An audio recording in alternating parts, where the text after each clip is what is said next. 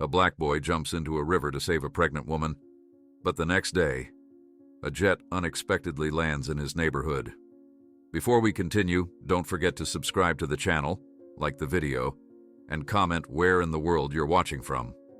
Let's go.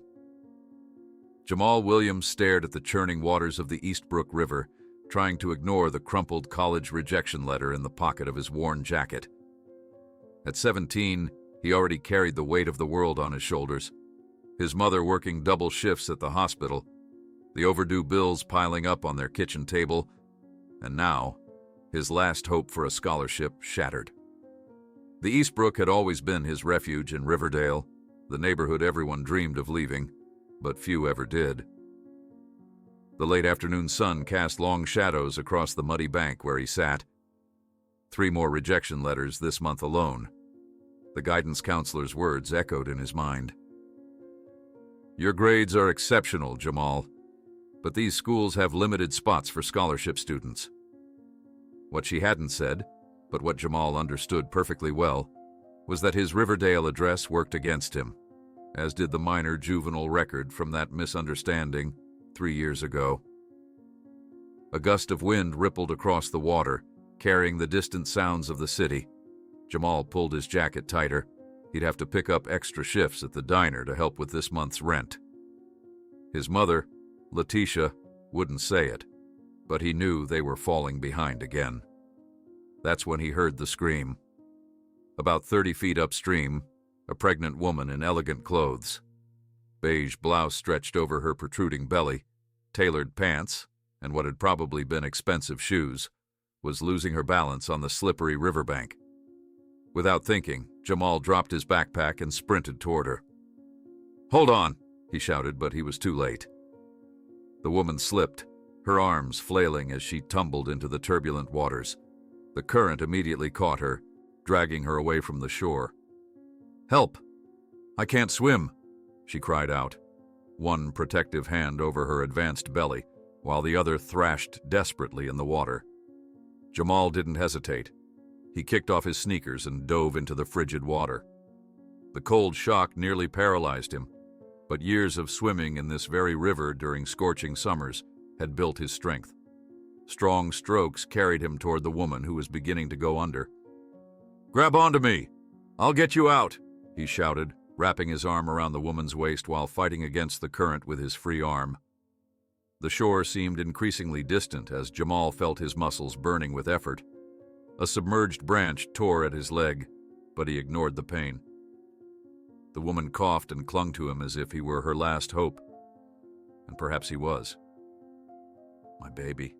Please, save my baby," she begged between broken breaths. "We're almost there," Jamal replied, though the shore still looked impossibly far. Suddenly, an elderly fisherman appeared at the riverbank, extending his rod toward them. With one final push, Jamal maneuvered the woman closer to shore, allowing the man to grab her first. When he finally dragged himself out of the water, Jamal collapsed on the mud, exhausted. The woman, now safe but trembling violently, stared at him with tear-filled eyes. "You saved our lives," she whispered, her delicate hands grasping his.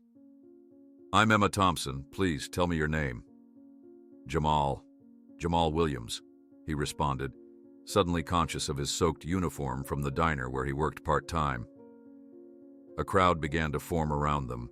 Someone threw a blanket over Emma's shoulders while sirens announced the arrival of an ambulance. A man in an expensive suit approached quickly, speaking urgently into his phone. "Miss Thompson, your father is being informed now. He's sending the private helicopter," the man reported, looking at Jamal with a mixture of curiosity and suspicion. "This young man saved my life and my child's," Emma declared firmly. "I want my father to meet him." Before Jamal could process what was happening, paramedics separated them, examining him for injuries while taking Emma to the ambulance. The cut on his leg needed a few stitches, they told him. "Jamal?" a familiar voice called. It was Mr. Davis, his chemistry teacher. "That was incredible, kid. Do you know who you just saved? Emma Thompson is one of the most respected civil rights attorneys in the country, and Robert Thompson's daughter." The billionaire? Jamal asked, incredulous. Before the teacher could respond, a police officer approached. Need to ask you some questions, boy. What were you doing here? Why did you approach Miss Thompson? The officer's accusatory tone made Jamal stiffen. A familiar feeling of injustice climbed up his spine. Officer Jenkins, I saw everything, Mr. Davis interrupted. This young man is a hero. He jumped in after she slipped. While the paramedic finished bandaging his leg, Jamal tried to stand, thinking about his mother, who was probably already working her second shift at the hospital, with no idea what had happened. He needed to call her. Suddenly, Emma's assistant reappeared with a business card between his fingers. Mr. Williams, Miss Thompson insists that you visit her at the hospital tomorrow. She wants to express her gratitude personally. Jamal took the card, noting the thick paper and gold lettering. It was from a world completely different from his own. When he finally arrived home, soaking wet and limping, he found an eviction notice nailed to the door. They had 3 days to leave the apartment, or their belongings would be put on the street. Heroism didn't pay bills. Exhausted, Jamal entered the kitchen to find only a note from his mother. Double shift today, instant noodles in the cupboard. Love you, Mom. He sank into a chair, holding the luxurious business card in one hand and the eviction notice in the other, when his phone vibrated. A notification from a local newspaper. Thompson heiress saved from drowning by local teen. Video shows heroic moment. Jamal opened the link to find a shaky video of his rescue, already viral, with comments ranging from acclaim to racist insinuations about his true intentions. What should have been the most courageous moment of his life was quickly turning into a storm he didn't know how to navigate. His phone rang again. Unknown number. Hesitantly, Jamal answered. Mr. Williams, this is Robert Thompson. I'd like to discuss how I can thank you for what you did for my daughter and grandson today. I'll be in Riverdale tomorrow morning. The words hung in the air as Jamal stared at his phone in disbelief. Just this morning, he'd been a nobody, another Riverdale kid with too many responsibilities and not enough opportunities. Now, a billionaire was coming to see him. The same day he'd received an eviction notice. Jamal glanced at the clock. His mother wouldn't be home for hours. He should clean up the apartment, but his soaked clothes were dripping on the linoleum floor, and his leg throbbed where the branch had cut him. The cheap bandage the paramedic had applied was already soaking through. He limped to the bathroom, catching his reflection in the cracked mirror. Same face, same eyes, but somehow everything had changed. He'd jumped into that river without hesitation because someone needed help, the same way his mother had always taught him to act. Not for recognition, not for reward, just because it was right. Now what was right had collided with what was real. The eviction notice, the college rejections, the online comments already questioning his motives, the police officer's suspicious glare, and tomorrow, Robert Thompson, whose net worth probably exceeded the entire value of Riverdale, would be sitting in this very apartment. Jamal peeled off his wet clothes and stepped into the lukewarm shower. Hot water was a luxury they couldn't afford most days. As the water washed away the river mud, he closed his eyes, trying to make sense of it all. When he stepped out, he checked his phone again. The video had doubled in views. Some comments made his stomach turn. Why was he hanging around the river watching a pregnant woman? Convenient timing. Anybody check if they knew each other before? Hero or opportunist? Time will tell. There were positive comments too, people praising his courage, but the negative ones stung more deeply. One comment in particular caught his eye. That's Jamal Williams. He was arrested 3 years ago. Look it up. Jamal's hand tightened around the phone. The juvenile record that was supposed to be sealed, the mistake that wasn't even his. Would Thompson know about that? Would he still come once he did his research? He wrapped the towel around his waist and limped to his room, where he found a clean pair of jeans and his one good shirt, the one he saved for job interviews. Tomorrow, he decided, he would wear it.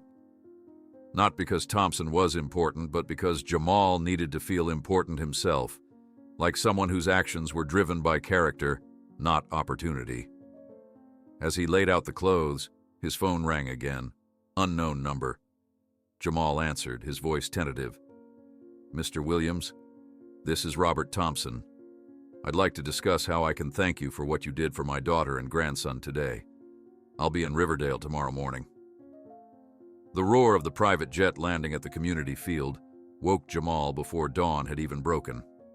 He had barely slept, torn between the excitement of meeting Robert Thompson and the fear of imminent eviction. His mother, Letitia, had arrived home after midnight, and he hadn't had the heart to show her the notice. "Is that a private plane?" Letitia asked, joining him at the window, still wearing her nurse's uniform.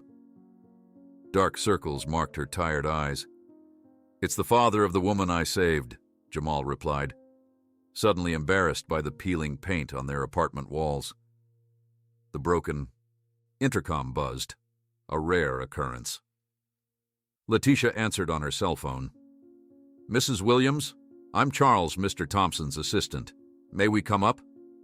Minutes later, Robert Thompson, an imposing man in his 60s, entered the small apartment accompanied by 2 security guards and an assistant.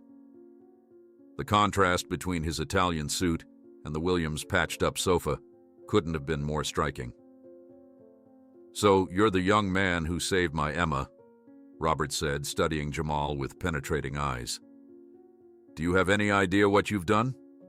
Jamal swallowed hard. "Sir, I just did what anyone would do." "No, young man. Not anyone would risk their own life." Thompson looked around the apartment, noticing Jamal's school photos, the academic excellence certificates pinned to the wall alongside overdue bill notices. "My daughter told me everything. Emma is a civil rights attorney because of my influence, but against my initial wishes. She always saw what I, in my privileged bubble, couldn't see." Letitia shifted uncomfortably. "Mr. Thompson, my son doesn't expect anything in return for what he did. But I owe him something, Mrs. Williams. Emma is 7 months pregnant. My only grandchild was nearly lost yesterday." He took an envelope from the inside pocket of his jacket. "I want to offer Jamal a full scholarship to any university he chooses." The shock on Jamal's face was palpable. The rejection letter on his desk seemed to mock him. "And that's not all," Thompson continued. "Emma insists on getting to know you better. She wants you to visit our home this weekend." Before Jamal could respond, heavy knocks on the door interrupted the conversation. The landlord, Mr. Grimes, entered without waiting for an invitation. "Williams, the rent is—" He stopped, surprised by the presence of well-dressed strangers. "Robert Thompson, what the hell are you doing here?" "You know this man?" asked Letitia, confused. Thompson stiffened. "Grimes Real Estate. Your company owns half the deteriorating properties in this neighborhood." "It's business, Thompson. Not all of us were born with a silver spoon," Grimes replied, before turning his attention back to Letitia. 3 days, Williams. After that, you're on the street." Letitia's face paled.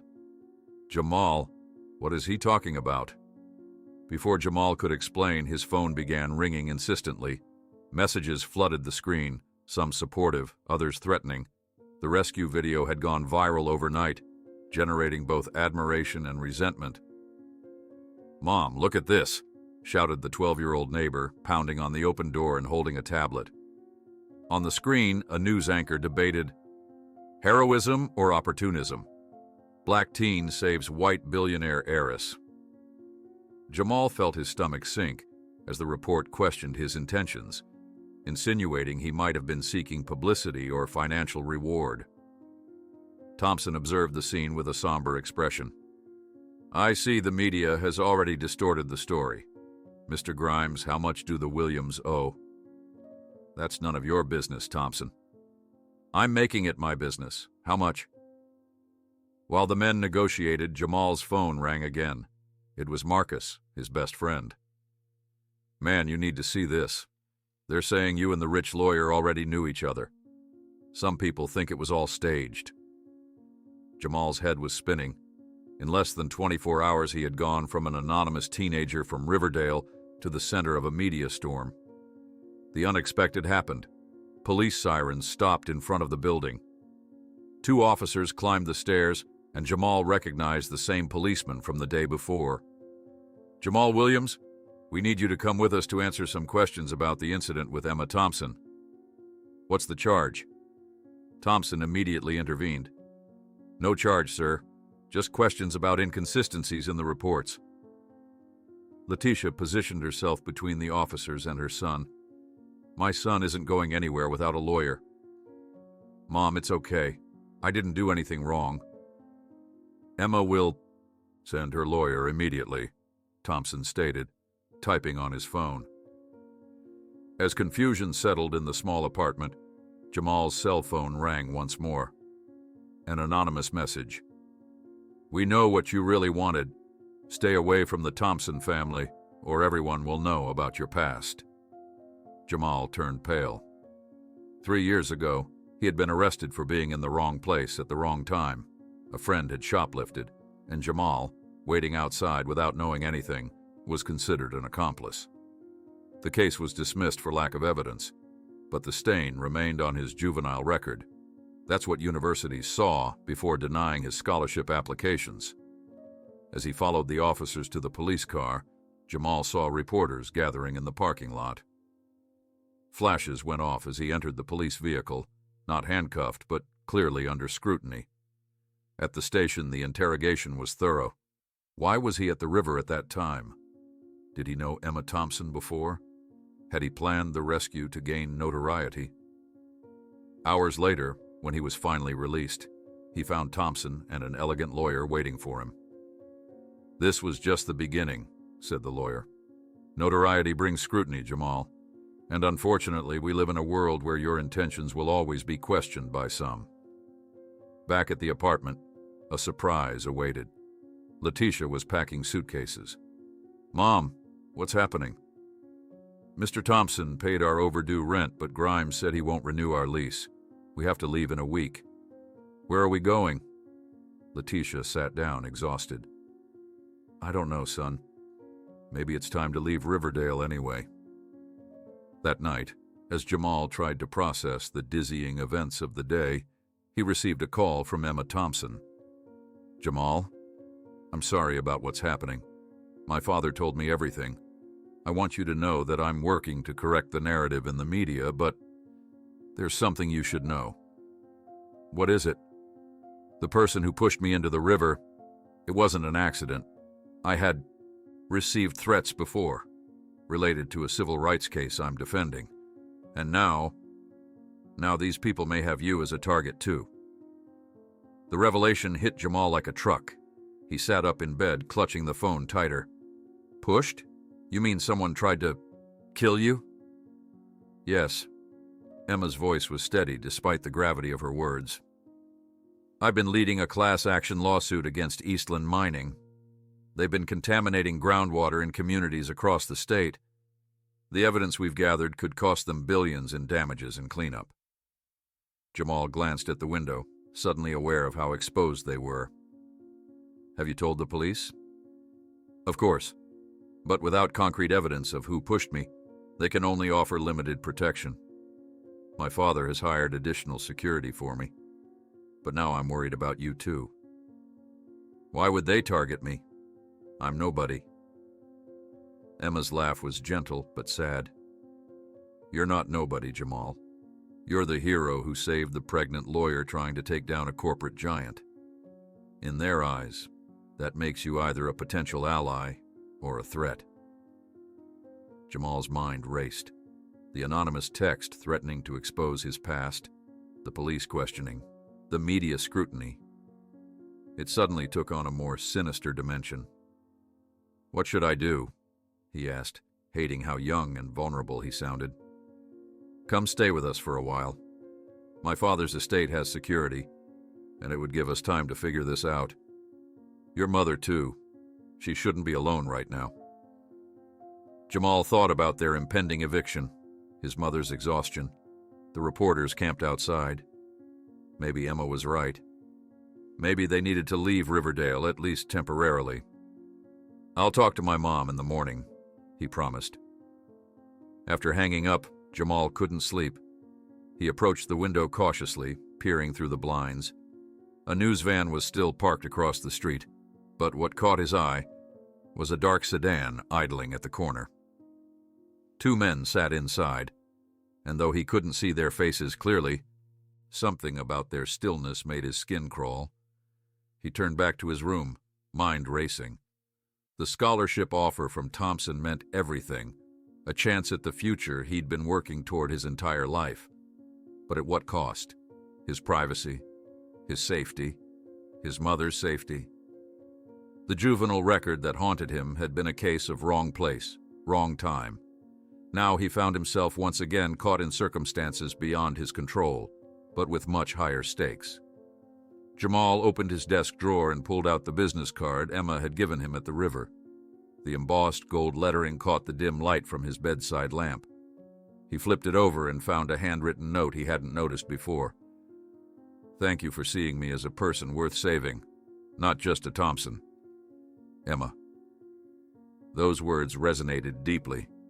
In that moment at the river, he hadn't saved Emma Thompson, billionaire's daughter. He'd saved a pregnant woman in danger. The simplicity of that action stood in stark contrast to the complex web now forming around him. His phone buzzed with yet another news alert about him. He ignored it, instead opening his text history with Marcus. "You awake?" he typed. The response came immediately. "For you, always. You okay?" "Not really. Can you come by early tomorrow? Need your help with something." 6 a.m. good, before the vultures wake up." "Perfect. Thanks, man." Jamal laid back on his bed, staring at the ceiling. Whatever happened next, he wouldn't face it alone. He had his mother, he had Marcus, and unexpectedly, he had the Thompsons. For tonight, that would have to be enough.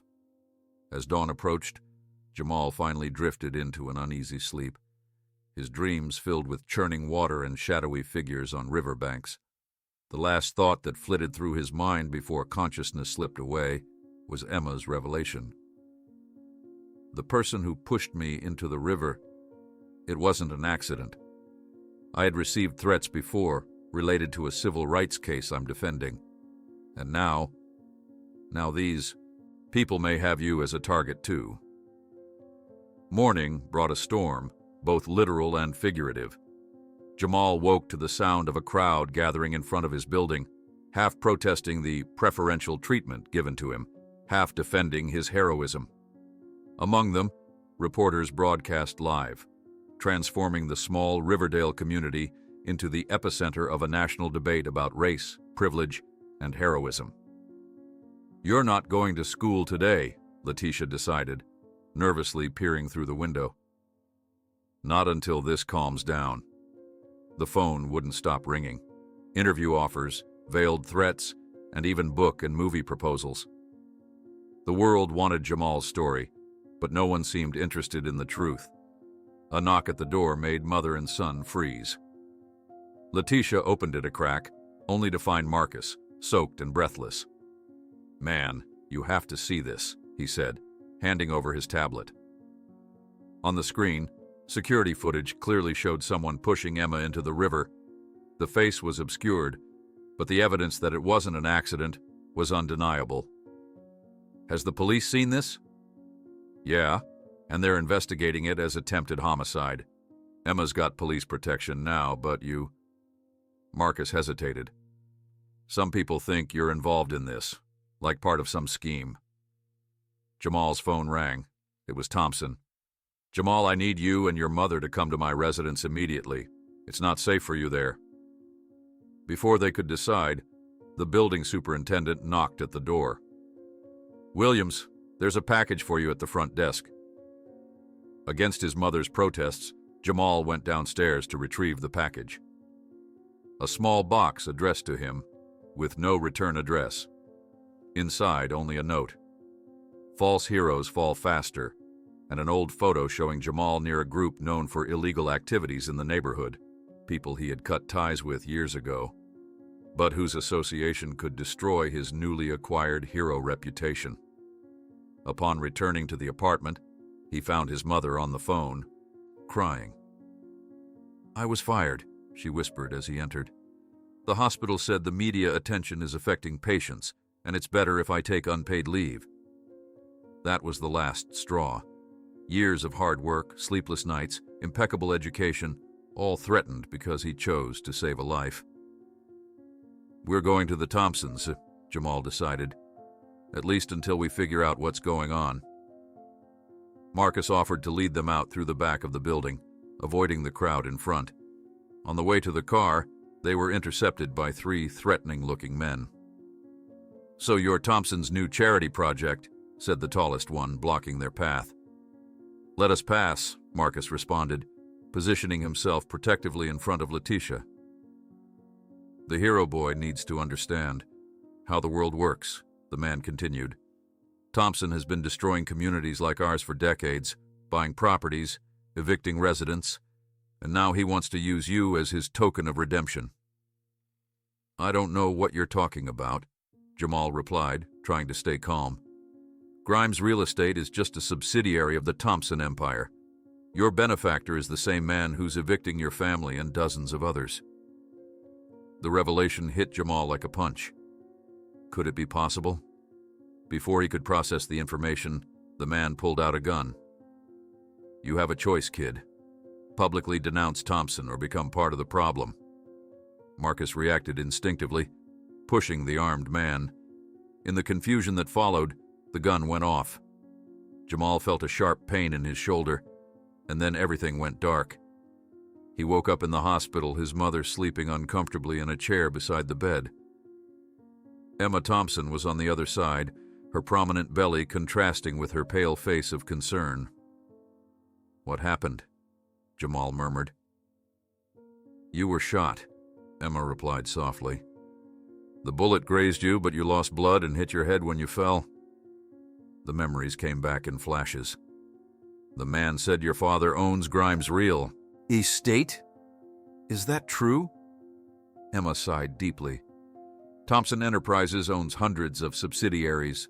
Grimes is one of them, yes, but my father doesn't directly oversee these operations.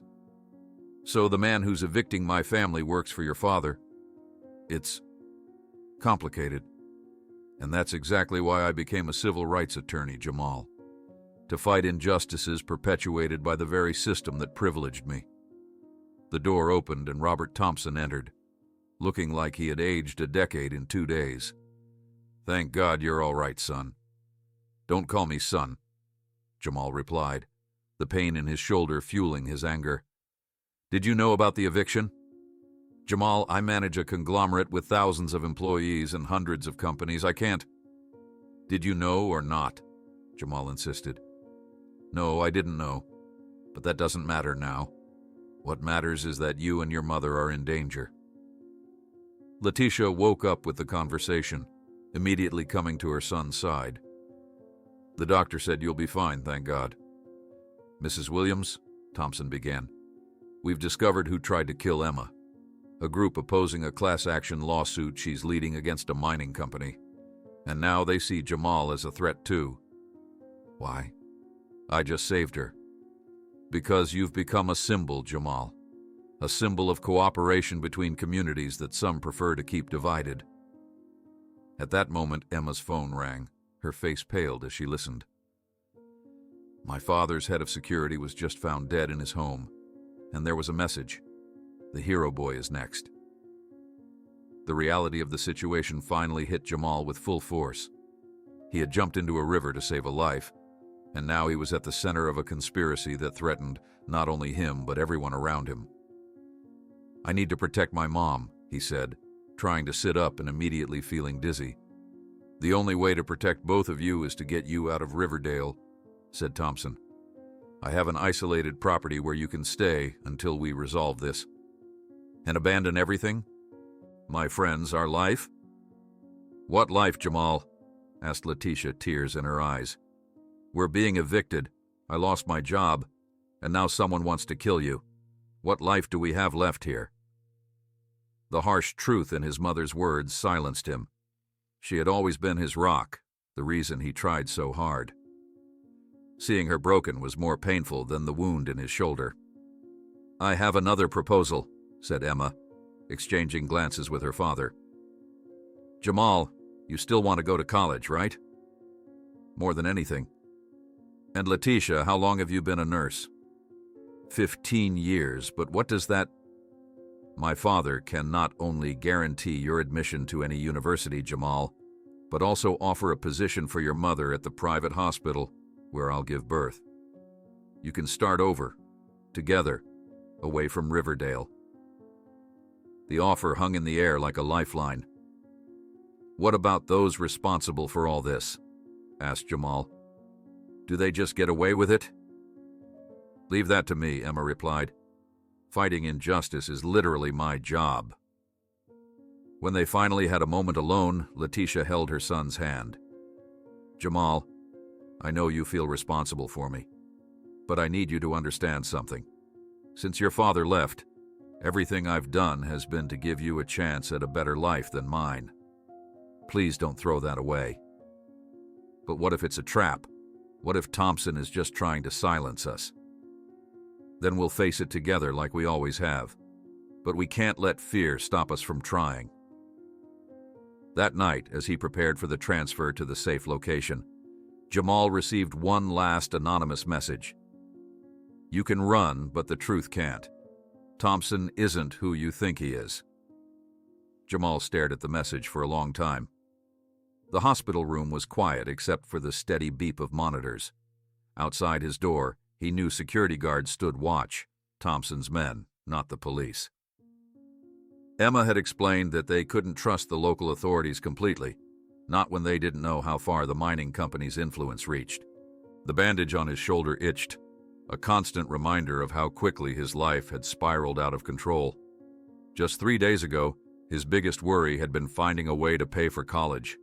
Now he was shot, his mother unemployed, their apartment no longer theirs, and unknown enemies threatened their lives. He glanced at his mother, who had finally fallen into an exhausted sleep on the recliner beside his bed.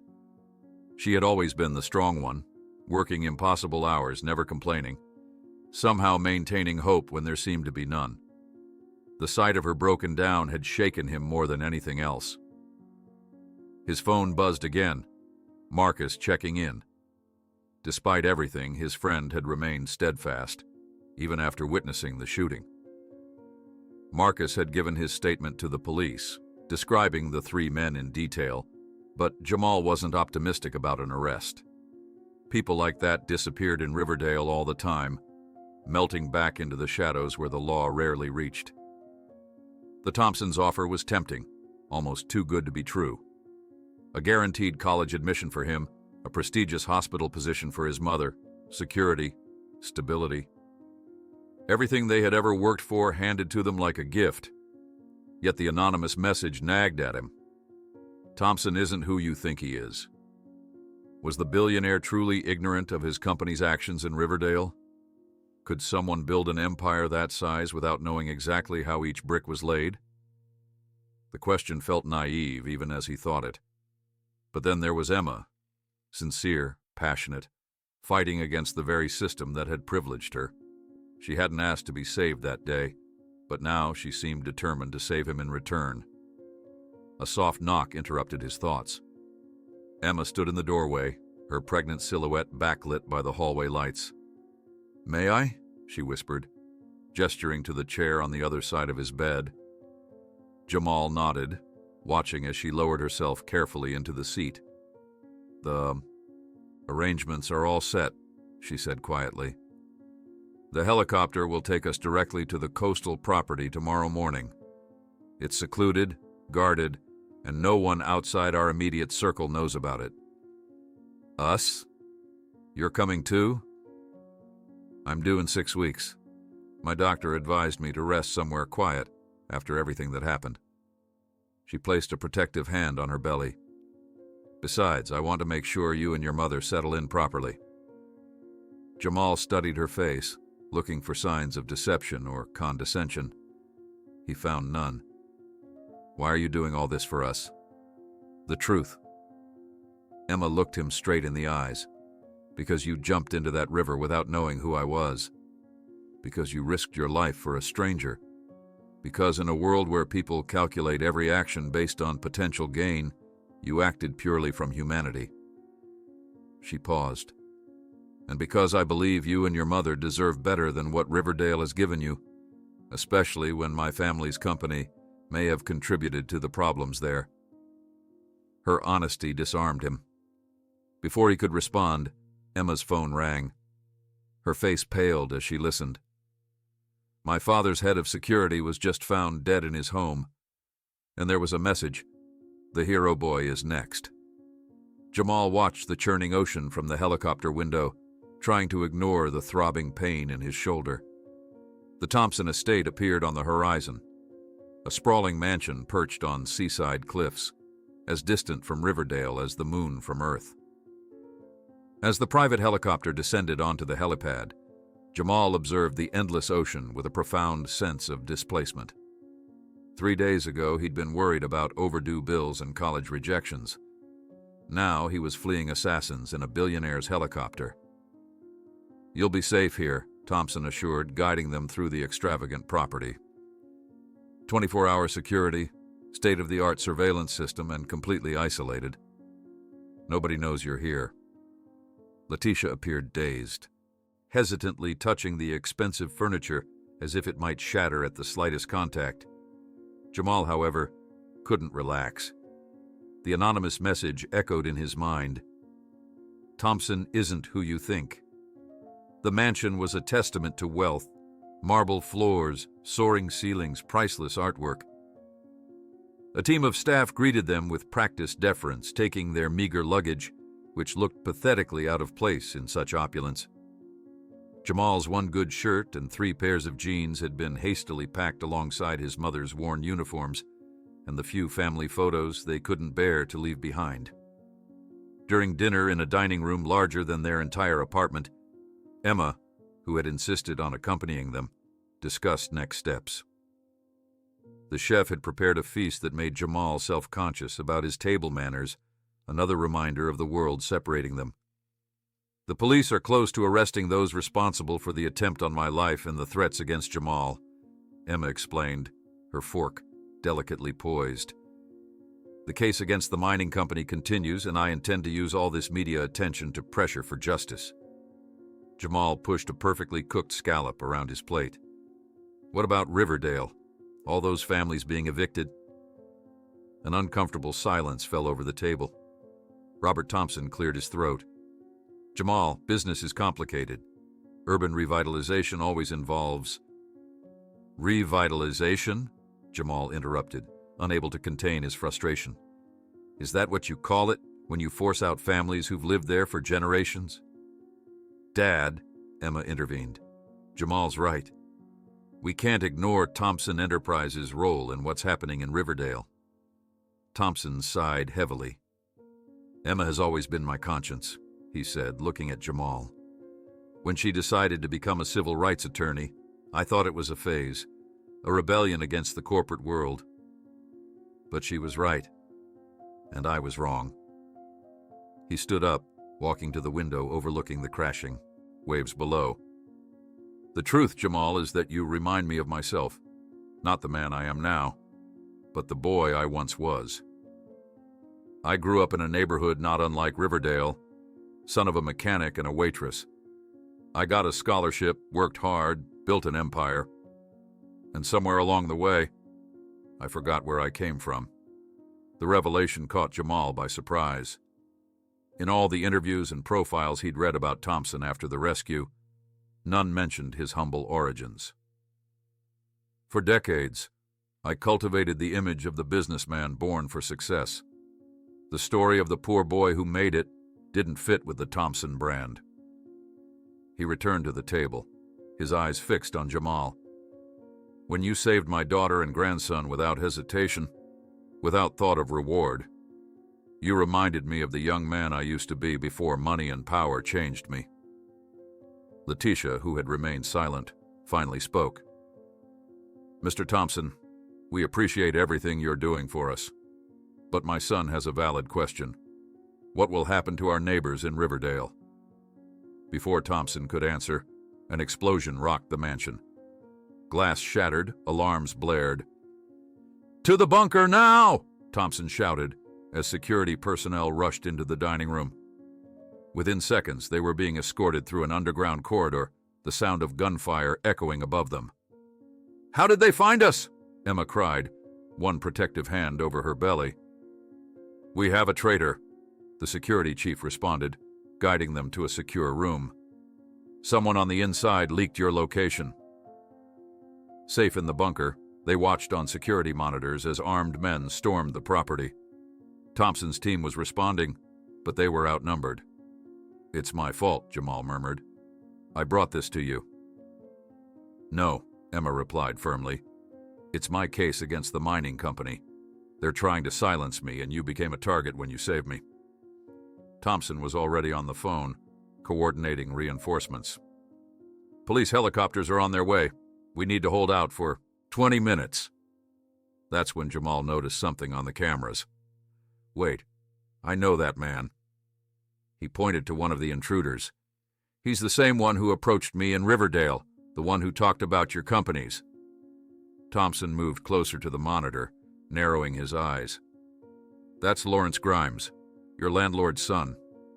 "What? Why would he be involved with the mining company?" "He's not," Thompson answered grimly. Unless it was never about Emma's case." Just then, the bunker's security system beeped. Someone had entered the correct code at the armored door. "Step back," ordered the security chief, drawing his weapon. The door opened, revealing not an intruder, but Charles, Thompson's personal assistant. "Mr. Thompson, we need to evacuate immediately. We have a boat ready at the private dock." "Charles, who else knew the bunker code besides you and the head of security?" Thompson asked, his voice dangerously calm. The assistant hesitated for a fraction of a second, enough time for Thompson to pull out a hidden gun from his jacket. "Don't move," he commanded. "Dad, what are you doing?" Emma exclaimed. "I called the police before we even came down to the bunker," Thompson explained, his gun steady. "And I told them specifically not to tell anyone on my staff. Yet somehow, Charles, you know they're coming." "How?" Charles's professional demeanor cracked. "You don't understand, Mr. Thompson. It's not what you think." "Then explain, quickly." "Lawrence Grimes approached me 6 months ago," Charles said, sweat beading on his forehead. "He had evidence that could destroy your reputation. Documents showing you personally approved the Riverdale redevelopment plan, including the mass evictions. The same plan you've been denying knowledge of." Jamal felt his stomach drop. He looked at Thompson, whose expression remained unreadable. "He blackmailed you?" Thompson asked. "At first.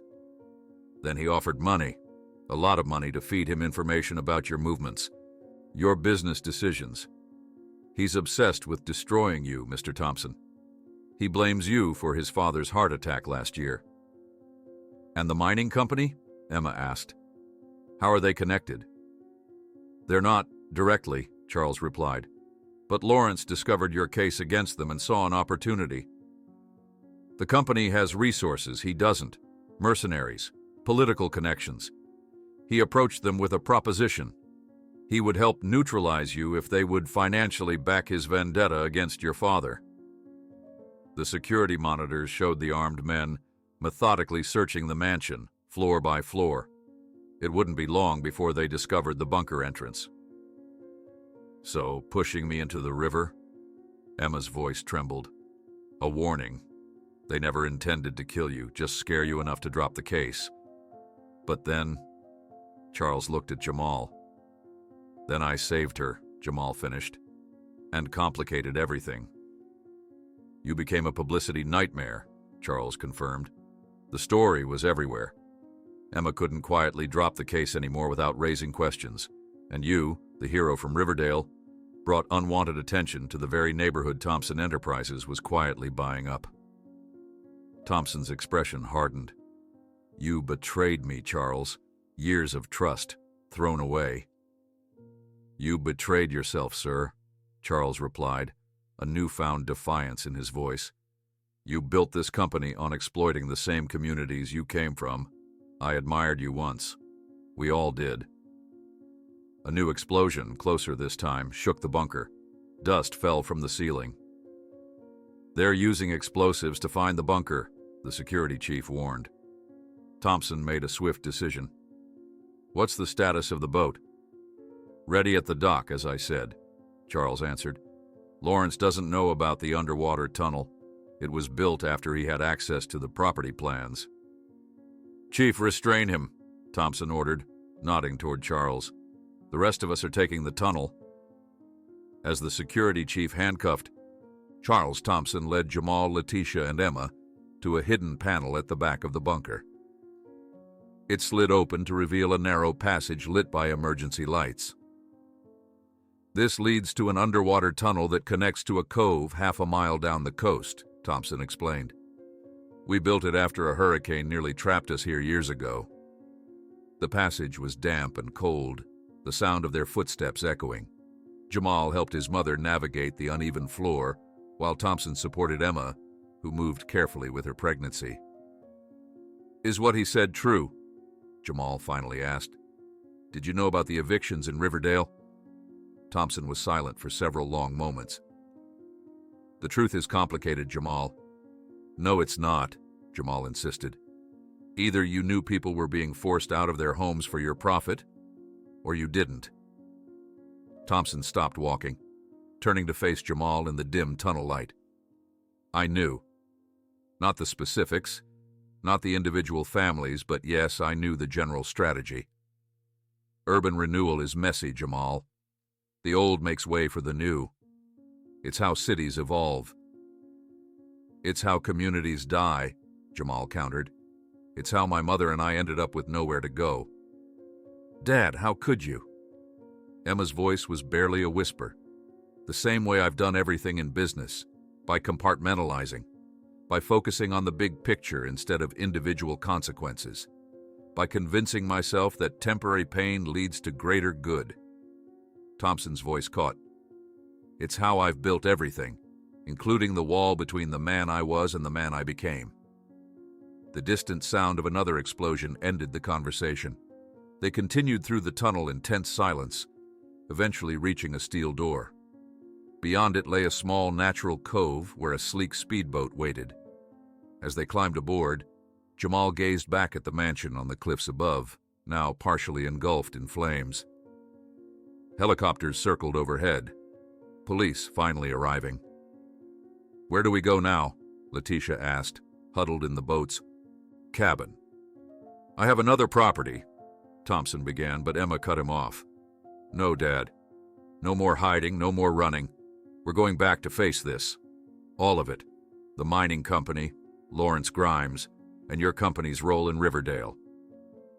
Thompson looked at his daughter, then at Jamal and Letitia. The weight of decades of decisions seemed to press down on his shoulders. You're right, he finally said. It's time I remembered who I was before I became Robert Thompson, CEO, starting with the truth. He turned to Jamal. I called the police before we even came down to the bunker, and I told them specifically not to tell anyone on my staff. Yet somehow, Charles, you know they're coming. How? Trapped in the bunker, Charles stood frozen under Thompson's unwavering gaze. The security monitors displayed multiple angles of armed men combing through the mansion above them. Start talking, Charles, Thompson commanded, his gun still trained on his assistant. The complete truth this time. Charles's professional veneer crumbled entirely. I've been working for Lawrence Grimes for almost a year, he admitted, his voice trembling. He approached me after his father had a massive heart attack, right after learning that Grimes' real estate was being systematically undercut by shell companies. My shell companies, Thompson stated flatly. Yes, companies that mysteriously outbid them on properties, offered tenants buyouts they couldn't match, and slowly strangled their business. Mr. Grimes Sr. built that company from nothing, just like you did. The stress of losing everything. Charles shook his head. Lawrence wanted revenge. Jamal turned to Thompson, disbelief etched on his face. You deliberately destroyed their business? It was a corporate acquisition strategy, Thompson replied mechanically, though doubt flickered in his eyes. Happens every day in business. Not to real people with real lives, Letitia interjected quietly. Emma placed a protective hand over her belly, looking at her father with growing horror. And the mining company, how does that connect? Eastland mining executives and Lawrence discovered they had a common enemy. You, Charles explained. When your case started gaining traction, they formed an alliance of convenience. They provided resources. He provided inside information about Thompson family movements. Another explosion rocked the bunker, closer this time. Concrete dust rained from the ceiling. They're getting closer, the security chief warned. We need to move now. The underwater passage, Thompson decided. It's our only option. Sir, I have men stationed at the exit point, the security chief said, but we need to hurry. As they moved toward the hidden door at the back of the bunker, the security system beeped again. Someone was trying multiple codes on the main entrance. Move, Thompson ordered, ushering Emma, Letitia, and Jamal through the hidden door first. To the security chief, he commanded, Lock Charles in the weapons cabinet. The police will find him when they clear the property. The chief nodded, roughly guiding Charles toward a steel cabinet built into the wall. As Thompson turned to follow the others into the tunnel, the main bunker door exploded inward with a deafening boom. Through the smoke and debris stumbled 3 armed men, their faces covered with tactical masks. The security chief reacted instantly, firing 2 shots before a burst of automatic gunfire cut him down. Go! Thompson shouted to Jamal, who stood frozen in the tunnel entrance. Thompson fired his own weapon at the intruders, backing slowly toward the passage. Jamal grabbed Thompson's arm, pulling him into the tunnel as bullets ricocheted off the steel door frame. Together they slammed the hidden door shut, the sound of bullets thudding against the other side following them as they ran to catch up with Emma and Letitia. The tunnel was narrow and dimly lit by emergency strips along the floor. The air grew progressively, damper as they moved deeper, the sound of the ocean growing louder through the rock walls. How much further? Letitia asked, supporting Emma, whose pregnancy made the journey difficult. Quarter mile, Thompson replied, wincing as he pressed a hand to his side. There's a boat waiting at the exit point. Jamal noticed the dark stain spreading across Thompson's jacket. You're hit. Keep moving, Thompson ordered through gritted teeth. They'll figure out where this tunnel leads soon enough. The passage began to slope downward, the walls transitioning from finished concrete to rough-hewn rock. Water dripped from overhead as they descended deeper beneath the cliffs. Behind them, distant shouts echoed. The intruders had discovered the hidden door. Emma stumbled, clutching her belly. I need a moment, she gasped. We can't stop, Thompson insisted, his face growing pale. Just 30 seconds, Letitia said firmly, helping Emma lean against the wall. Her nursing training took over as she checked Emma's pulse. Deep breaths, honey. Your heart is racing. Jamal glanced nervously back up the tunnel. They're coming. Thompson sagged against the opposite wall, the bloodstain now visibly larger. Jamal moved to his side, pulling Thompson's arm across his shoulders to support him. I don't need your help, Thompson muttered weakly. Yeah, you do, Jamal replied. And I didn't jump into a river to save your daughter, just to let you bleed out in a tunnel. Emma pushed herself off the wall. I'm okay now. Let's go. They continued downward, Thompson growing heavier against Jamal with each step. The tunnel eventually leveled out, opening into a small carved chamber with a steel door marked Emergency Exit at the far end. As they approached the door, the sound of footsteps and voices from behind grew louder. They're almost here, Jamal warned. Thompson fumbled at a keypad beside the door, his fingers leaving bloody smears on the buttons. After 2 failed attempts, Letitia gently pushed his hand aside and entered the code she'd watched him type earlier in the bunker. The door unlocked with a hydraulic hiss, revealing a short natural cave opening directly onto a small, sheltered cove. A sleek black speedboat bobbed in the gentle waves, tethered to a small wooden dock. "Get to the boat," Thompson ordered, his voice growing weaker. "The keys are under the pilot's seat." They emerged from the cave just as gunfire erupted behind them.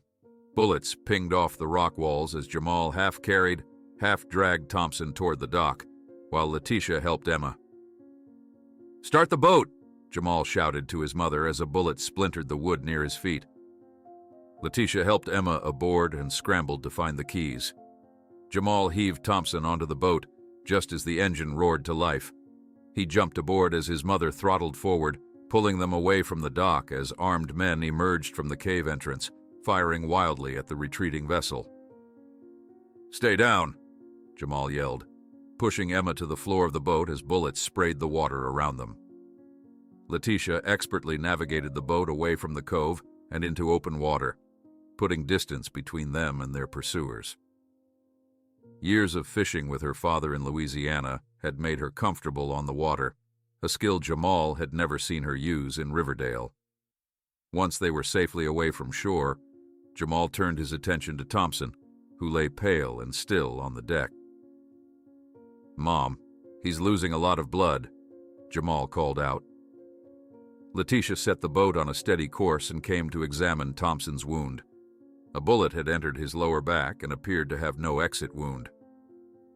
"The bullet's still inside," she said grimly. "We need to get him to a hospital immediately." "Where's the nearest hospital?" Jamal asked Emma, who was clutching her phone. "Bayview Medical, about 15 miles up the coast," she replied, her voice shaking. "I've called ahead. They're preparing for our arrival." Letitia fashioned a pressure bandage from a first aid kit stored under the seat, working with practiced efficiency despite the boat's movement.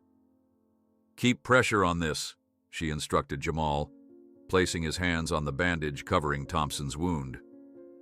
To Emma, she said, "Talk to him. Keep him conscious if you can." Emma knelt beside her father, taking his hand. "Dad, stay with us. We're getting you help." Thompson's eyes fluttered open. "Emma," he whispered, "I'm sorry for everything."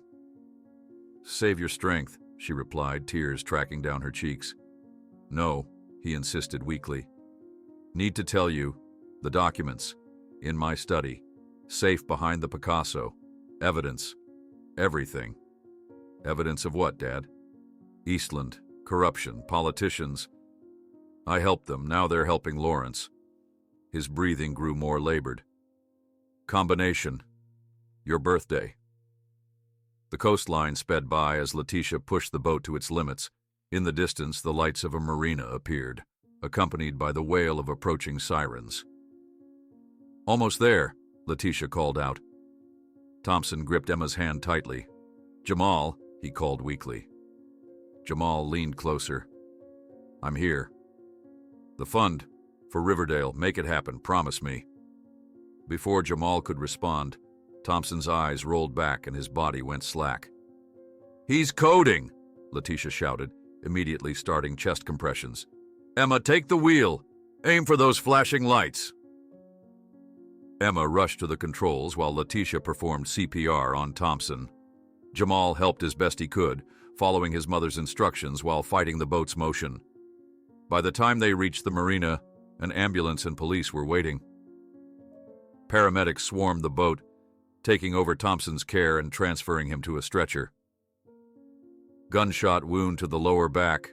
No exit. He's been in cardiac arrest for approximately 4 minutes," Letitia reported professionally as they rushed Thompson into the ambulance. Emma moved to follow, but suddenly doubled over, gasping. "Something's wrong," she panted, clutching her belly. A second team of paramedics immediately attended to her, helping her onto another stretcher. "How far along are you, ma'am?" one asked. 32 weeks, she managed between pained breaths. It's too early. As both ambulances sped away toward the hospital, Jamal and his mother found themselves surrounded by police officers, their weapons drawn. "Hands where we can see them," ordered one officer. "Get on the ground now." "Wait," Jamal protested. "We're the victims here. People attacked us at the Thompson estate." "On the ground," the officer repeated more forcefully.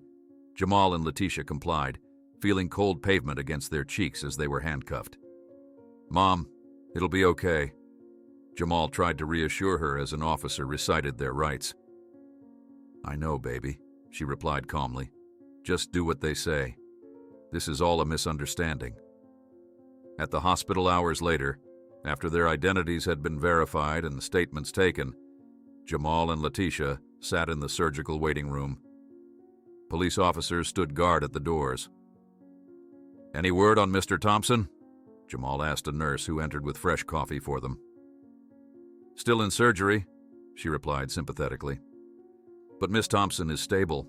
The doctors were able to stop her premature labor." Letitia nodded gratefully. "Can we see her?"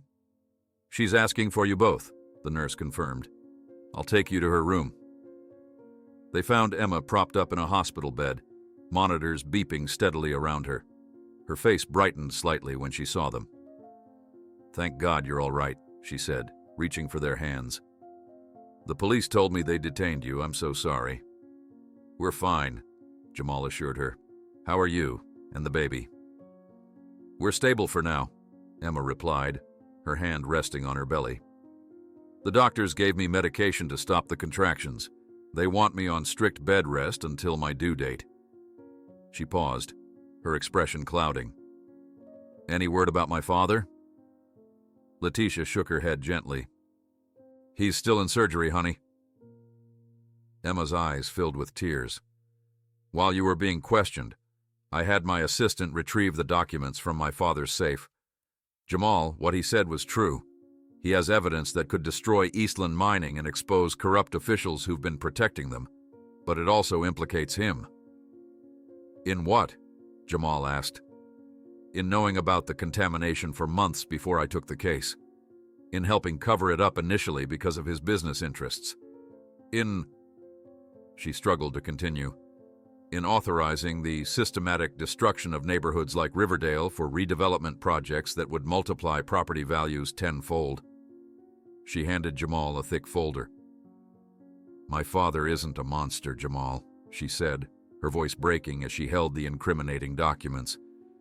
"But he closed his eyes to all this. And now, if he dies, he'll never have the chance to make right what he helped create." Jamal sat beside Thompson's hospital bed, watching the rise and fall of the billionaire's chest as machines beeped steadily around him. After 6 hours of surgery to remove the bullet and repair damaged organs, Thompson had been placed in a medically induced coma. Doctors were cautiously optimistic, but the next 48 hours would be critical. Through the large window of the private suite, Jamal could see the hospital's helipad, where police helicopters had been coming and going all day. The attack on the Thompson estate had made national headlines, described variously as a home invasion, an assassination attempt, or corporate espionage gone wrong. Few reports mentioned Riverdale. "Any change?" Emma asked, wheeling herself into the room. Against doctor's orders, she refused to stay confined to her bed after the premature labor scare. "Nothing yet," Jamal replied, turning to face her. Dark circles shadowed her eyes, and her hands rested protectively over her belly. Emma rolled closer to her father's bed, reaching for his unresponsive hand. "I've been going through more of his files," she said quietly. "It's worse than I thought, Jamal. The mining company, Riverdale, it's all connected in ways I never imagined." Before she could elaborate, Letitia entered carrying 3 coffee cups balanced in a cardboard tray. She wore scrubs borrowed from the hospital staff, having quickly earned the respect of the medical team with her professionalism during the emergency. "Thought you both could use this," she said, distributing the cups. "The police chief is outside. He wants to speak with you, Jamal." Jamal sighed, setting his untouched coffee aside. What now? He says they've identified most of the attackers. 2 were killed in the raid, 3 more arrested. Lawrence Grimes is still at large. The 3 sat in silence, absorbing the information. For Jamal, it felt surreal. A week ago, Grimes had just been their landlord, a faceless name on eviction notices.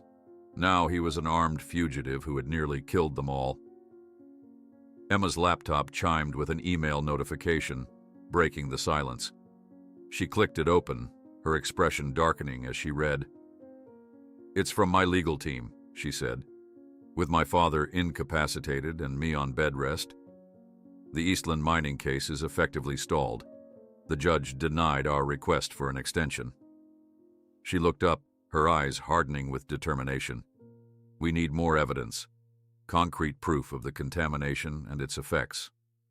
Without it, everything falls apart."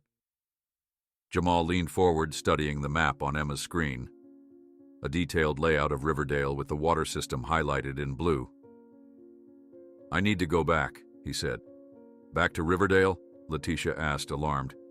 "After everything that's happened? Think about it, Mom. We have Thompson's documents showing corporate knowledge of contamination, but we need proof of actual harm. Medical records, water samples, testimony from residents who've gotten sick." He turned to Emma. "That's the missing piece, isn't it?" Emma nodded slowly. "Yes? But Jamal, it's too dangerous. Lawrence is still out there, and Riverdale is the first place he'd look for you." "Then I'll need to be careful," he replied with a determination that reminded Letitia of his father, the same stubborn resolve that could be both admirable and infuriating. "I'm coming with you," Letitia declared. "No, Mom, you're needed here. You've practically joined the nursing staff, and Emma needs someone she can trust." He glanced at Thompson's unconscious form. "He needs you too." After hours of heated discussion and careful planning, arrangements were made. Emma provided Jamal with access to Thompson's resources, a nondescript car, cash, and most importantly, a direct line to private security personnel who would monitor his movements from a distance. The hospital's chief of security, an ex-military contractor on Thompson's payroll, provided Jamal with a secure phone and a small tracking device. "Keep this on you at all times," the man instructed, handing over a device no larger than a watch battery. "If you're in trouble, activate it. We'll have a response team to you within minutes." Early the next morning, Jamal prepared to leave. At the hospital's service entrance, he hugged his mother tightly. 3 days, she insisted. "That's all you get. Then you come back, with or without what you're looking for." "I promise," he replied, knowing that 3 days might not be enough, but unwilling to argue further. As Jamal drove the 2 hours back to Riverdale, he was struck by how alien the familiar landscape appeared. Had it always been this bleak, or was he now seeing it through different eyes? The economic disparity was stark. Crumbling infrastructure giving way to gleaming office buildings downtown, then back to neglected neighborhoods as he approached Riverdale. He parked several blocks from his old apartment building, pulling a baseball cap low over his eyes before exiting the car. The media frenzy had largely moved on to the Thompson estate attack, but his face had been plastered across enough screens that recognition remained a risk. Riverdale seemed unnervingly quiet. Where children usually played in the community park, the swing stood empty. The corner store where he'd bought groceries for years had its security gates pulled down despite being mid-afternoon.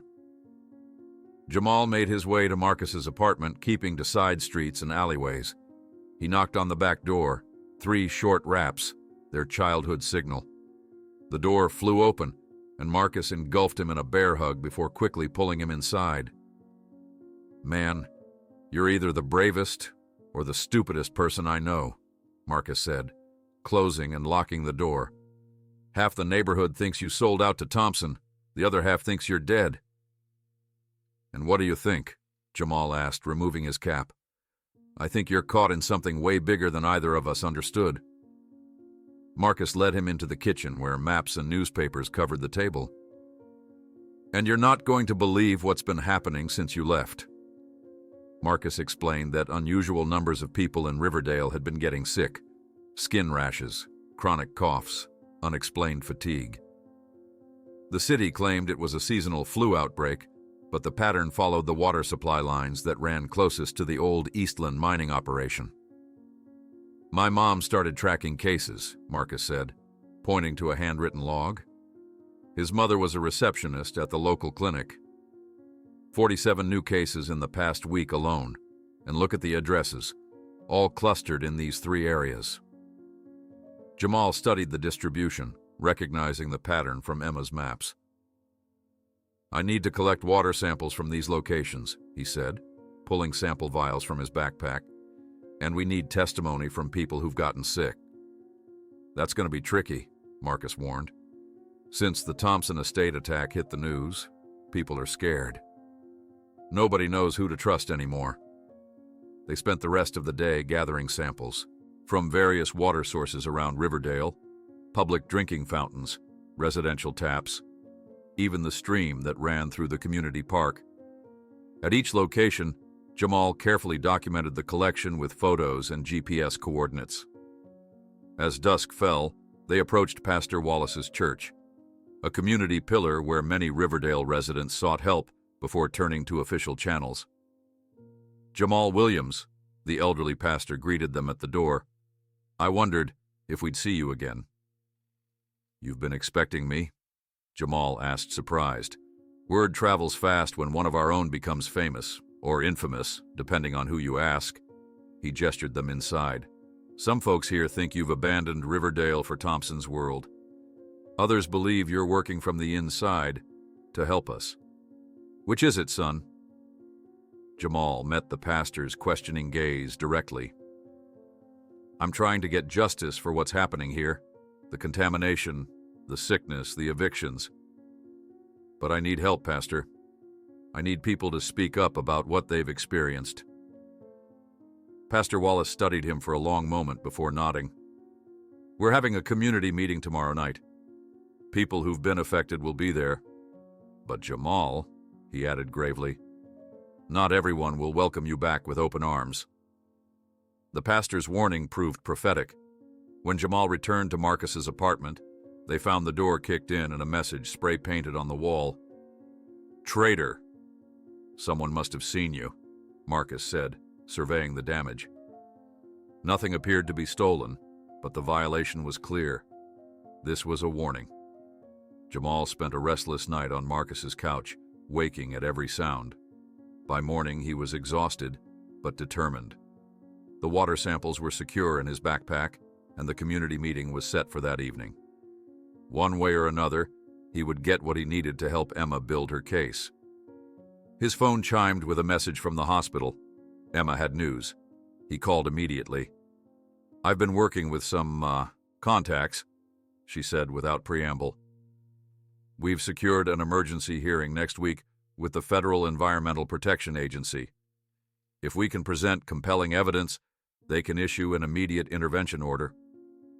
That's great, Jamal replied, relief evident in his voice. How's my mom? And your father? Your mother is incredible. The hospital staff practically consider her one of their own now. As for my father, Emma paused. He's showing signs of increased brain activity. The doctors are cautiously optimistic. But Jamal, her voice lowered, something strange happened last night. A courier delivered more documents to my hospital room, internal memos showing that my father was actively working to address the Riverdale situation before his injury. What do you mean? Plans for a community development fund, cleanup initiatives, housing guarantees for displaced residents, all approved by him personally but apparently hidden from the board of directors. Emma sounded both hopeful and confused. It's like he was leading a double life, publicly supporting corporate interests while secretly planning to make amends. Jamal processed this information, unsure whether to believe it. Could Thompson truly have had a change of heart, or was this an elaborate contingency plan to salvage his reputation? Before he could respond, a commotion outside drew his attention to the window. A line of official-looking SUVs had pulled up to the apartment complex across the street. Men in hazmat suits were directing residents to evacuation buses. "Emma, I have to go. Something's happening here." He ended the call and rushed outside with Marcus, approaching a crowd of bewildered neighbors watching the evacuation. "What's going on?" Jamal asked an elderly woman clutching a small suitcase. "Health department says there's a dangerous leak in the building," she replied shakily. "They're moving everyone to temporary housing downtown." Marcus grabbed Jamal's arm.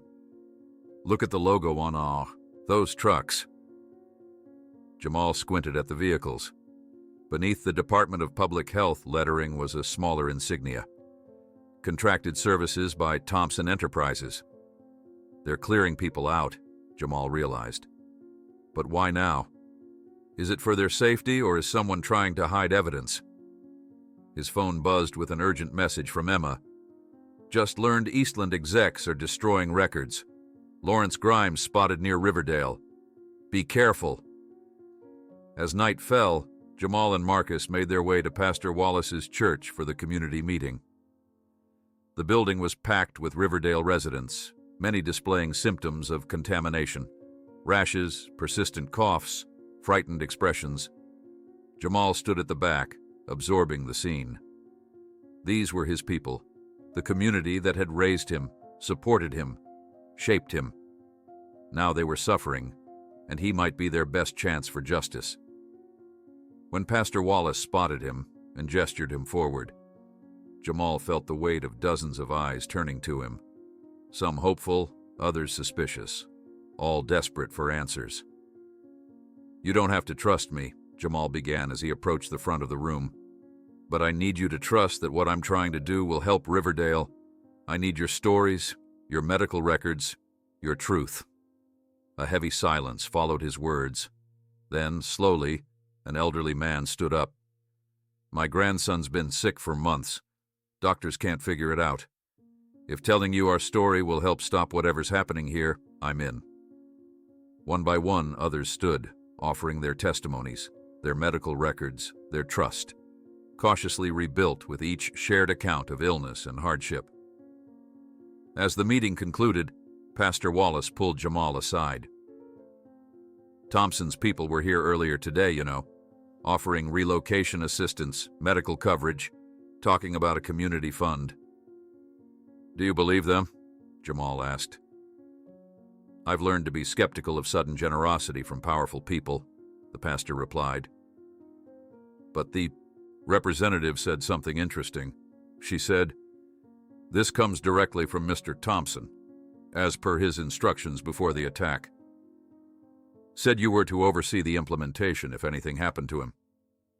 Jamal felt a chill run through him as he recalled Thompson's words on the boat. "The fund. For Riverdale. Make it happen. Promise me." Thompson knew this could happen, Pastor Wallace continued, studying Jamal's reaction. "That's why he gave explicit instructions. If anything happened to him, all this information was to go to you, not to the lawyers, not to Emma, to you." The morning news blazed across television screens nationwide. "Thompson Air announces groundbreaking community fund for Riverdale." Jamal stood uncomfortably beside Robert Thompson on the hospital's makeshift press platform, the billionaire looking frail but determined in his wheelchair. Emma sat nearby, her pregnancy now visibly advanced, while a team of attorneys flanked them on both sides. "This is not charity," Thompson declared, his voice weaker than his pre-shooting days but carrying the same authority. "This is responsibility. Riverdale deserves restoration, not destruction." And this young man, he gestured to Jamal, reminded me of that truth when he jumped into that river without hesitation. Cameras flashed incessantly, capturing the unlikely alliance between the billionaire and the teenager from the neighborhood his company had been systematically dismantling. Jamal fought to maintain his composure, acutely aware that millions were watching this broadcast, judging his every expression. Mr. Williams will serve as community liaison for the Riverdale Restoration Fund, Thompson continued. His insight and integrity will ensure resources reach those who truly need them. As reporters shouted questions, Jamal felt sweat beading on his forehead. The script they'd rehearsed suddenly seemed hollow compared to the reality facing Riverdale. People sick from contaminated water, families displaced, a community fractured by corporate greed. Mr. Williams, how does it feel to go from eviction to executive in 1 week? Shouted a reporter from the front row. Before Jamal could answer, another called out, Are you concerned about conflicts of interest given your pending lawsuit against Eastland Mining? Thompson's PR team quickly ended the questioning, whisking them back into the privacy of the hospital. Once the doors closed, Jamal loosened his borrowed tie. You did well, Thompson said, reaching for his medication as a nurse wheeled him back toward his room. I didn't say anything, Jamal replied. Sometimes saying nothing is the wisest response. Thompson winced as pain flared in his healing wound. The vultures were looking for a sound bite they could weaponize against us. You gave them nothing. Back in Thompson's private suite, Letitia was waiting, her expression troubled as she turned up the volume on a news broadcast. Critics are calling the Thompson Fund conscience money, following revelations that Thompson Enterprises has been purchasing Riverdale properties through shell companies for years, the anchor reported. Meanwhile, Eastland Mining executives have denied any connection to the attack on the Thompson estate, calling the allegations desperate misdirection from their ongoing pollution lawsuit. Emma muted the television. We expected pushback, she said calmly, rubbing her belly as the baby kicked. But we have momentum now, and more importantly, we have evidence. And enemies, Letitia added quietly. Someone left this at the nurse's station for you, Jamal. She handed him an unmarked envelope. Inside was a photo of Jamal's old juvenile record with a sticky note attached. Heroes don't have criminal pasts. Choose wisely. Jamal's hands trembled slightly as he passed the photo to Emma. They're escalating, he said. We should go to the police, Letitia insisted. And tell them what? Thompson asked wearily. That powerful people are threatening a teenager with his own past? They'll say, join the club. Emma studied the photo carefully. This is a warning shot. Lawrence Grimes or Eastland Mining, or both, are getting desperate. A soft knock interrupted them as Charles, Thompson's former assistant, entered the room flanked by 2 security guards. Released on bail pending charges of criminal conspiracy, he'd been cooperating with authorities. Sir, I've identified the financial channels Lawrence used to hire the mercenaries, he reported, placing a folder on Thompson's lap. He liquidated his trust fund through offshore accounts. That explains the resources, but not the access, Thompson mused. Someone on my board must have helped him. We're working on that, sir. After Charles departed, Jamal stepped out to call Marcus, needing an update from Riverdale. The hallway was momentarily empty except for the ever-present security guard stationed near the elevator. Jamal, a smooth voice called from behind him. He turned to find a distinguished-looking man in an expensive suit approaching. Bradley Whitford, Eastland Mining. Do you have a moment? Jamal tensed, looking toward the security guard who seemed oddly uninterested in the interaction. I have nothing to say to you. Then perhaps you'd prefer to listen. Whitford smiled thinly. Your position is precarious, Mr. Williams. A juvenile record, questionable associations, a remarkable rise from poverty to power that many find suspicious. Are you threatening me? On the contrary, I'm offering an opportunity. $2 million deposited wherever you choose. All you need to do is step away from this misguided crusade. Jamal stared at the man, momentarily speechless. You think you can buy me? Everyone has a price, Mr. Williams. Yours is merely more affordable than most. Whitford produced a business card. When you're ready to discuss terms, Call this number, and remember, Thompson is using you just as much as you're using him." The man departed as smoothly as he'd arrived, leaving Jamal clutching a business card embossed with a single phone number. Back in Riverdale that afternoon, Jamal found the community center buzzing with activity. Thompson's announcement had energized residents, many of whom now saw hope, where before there had been only resignation. Pastor Wallace had organized a committee to document health issues and property damages, creating the evidence database Emma needed for court. "The people trust you," Pastor Wallace said as they surveyed the bustling room. "They believe you haven't forgotten where you came from." "Some do," Jamal acknowledged, nodding toward a group of young men in the corner who glared at him with undisguised hostility. "Others think I've sold out." "Can you blame them? You're wearing a suit that costs more than most people here make in a month." Jamal glanced down at the designer suit Thompson's team had provided for the press conference. He hadn't even thought to change clothes. "Point taken," he conceded. As Jamal addressed the gathered residents, explaining the fund's initial priorities, medical assistance, water filtration systems, legal aid for eviction cases, he noticed a familiar face at the back of the room. Marcus's father, who had once employed Jamal at his auto repair shop before economic pressures forced him to close, was watching with an expression that mingled hope and skepticism. "Mr. Jackson," Jamal greeted him after the meeting, "it's good to see you." "Is it true?" the older man asked without preamble. "Is Thompson really dedicating resources to save Riverdale, or is this a PR stunt to distract from his role in destroying it?" The direct question demanded an equally direct answer. "I believe he's sincere now," Jamal replied carefully. "But yes, his company's contributed to Riverdale's problems. I'm not excusing that." Mr. Jackson studied him for a long moment. "Your father would be proud of you, Jamal. He always said you'd find a way to make a difference." The mention of his absent father, who had walked out when Jamal was 8, struck an unexpected chord. Before he could respond, his phone rang urgently. It was Emma. "Jamal, get back to the hospital now," she said, her voice tight with tension. "Someone broke into my office. All our evidence about the mining contamination is gone." The drive back to the hospital was a blur of anxiety. Jamal found Emma in her hospital room, security personnel documenting the theft, while she directed her legal team via video conference. She looked exhausted, one hand resting protectively over her belly.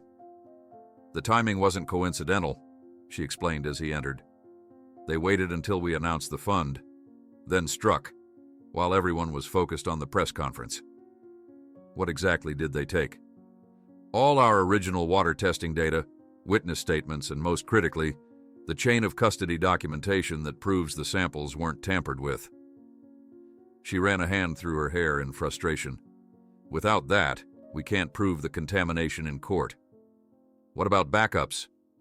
"Digital files were corrupted by a targeted cyber attack. They were thorough." Thompson, who had been napping when Jamal arrived, stirred in his hospital bed.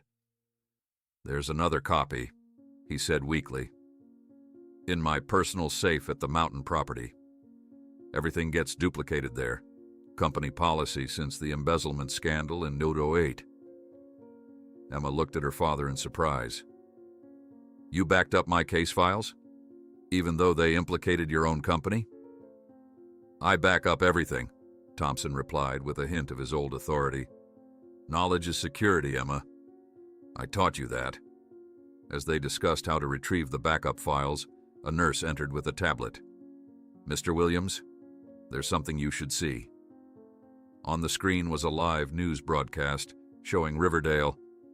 The crawler at the bottom read, "Breaking, mass evictions underway in Riverdale neighborhood despite Thompson's morning promises." The footage showed police officers and what appeared to be Thompson Enterprises security personnel escorting families from their homes. Residents protested, holding signs with Jamal's name crossed out. "What the hell?" Jamal breathed, snatching the tablet for a closer look. Emma was already on her phone. "This isn't us," she insisted. "These aren't our people." Thompson struggled to sit up. "It's Lawrence. He's using our company uniforms, our logos. He's making it look like we're double-crossing the community." Jamal's phone exploded with texts from Marcus and other Riverdale residents, all asking variations of the same question. "Did you lie to us?" "I need to get back there," Jamal said, already moving toward the door. "I need to show them I'm not part of this." "It's too dangerous," Letitia protested, having just arrived from her shift at the hospital. "Jamal, they're angry. They'll blame you first and ask questions later." "Your mother's right," Thompson agreed. "Send our legal team instead." "No," Jamal insisted firmly. "Lawyers and expensive suits won't fix this. These people need to see me, the real me, not the version on TV standing next to you in a fancy suit. They need to know I haven't forgotten them." Before anyone could argue further, Jamal's phone rang. It was Marcus, his voice tight with panic. "Man, you need to come to Riverdale now. They're kicking families out by force, saying it's Thompson's orders." Jamal stood frozen in the hospital corridor, Marcus's panicked voice still echoing in his ear. His mind raced between two impossibly important places: Emma's hospital room, where she might give birth at any moment, and Riverdale, where families were being forcibly removed from their homes under his supposed authority.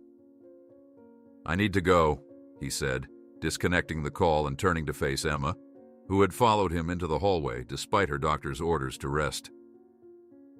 "Jamal, wait," Emma pleaded, one hand supporting her swollen belly.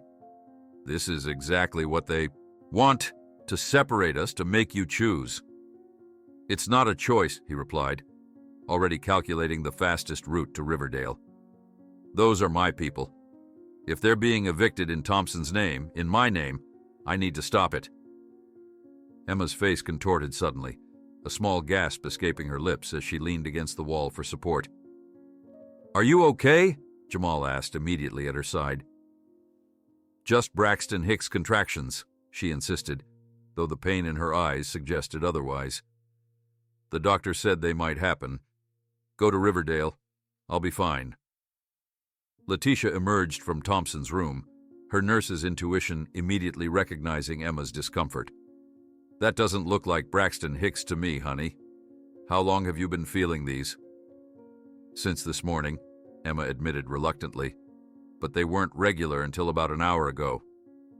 "You're in labor," Letitia stated flatly, already guiding Emma back toward her room and signaling for a nurse.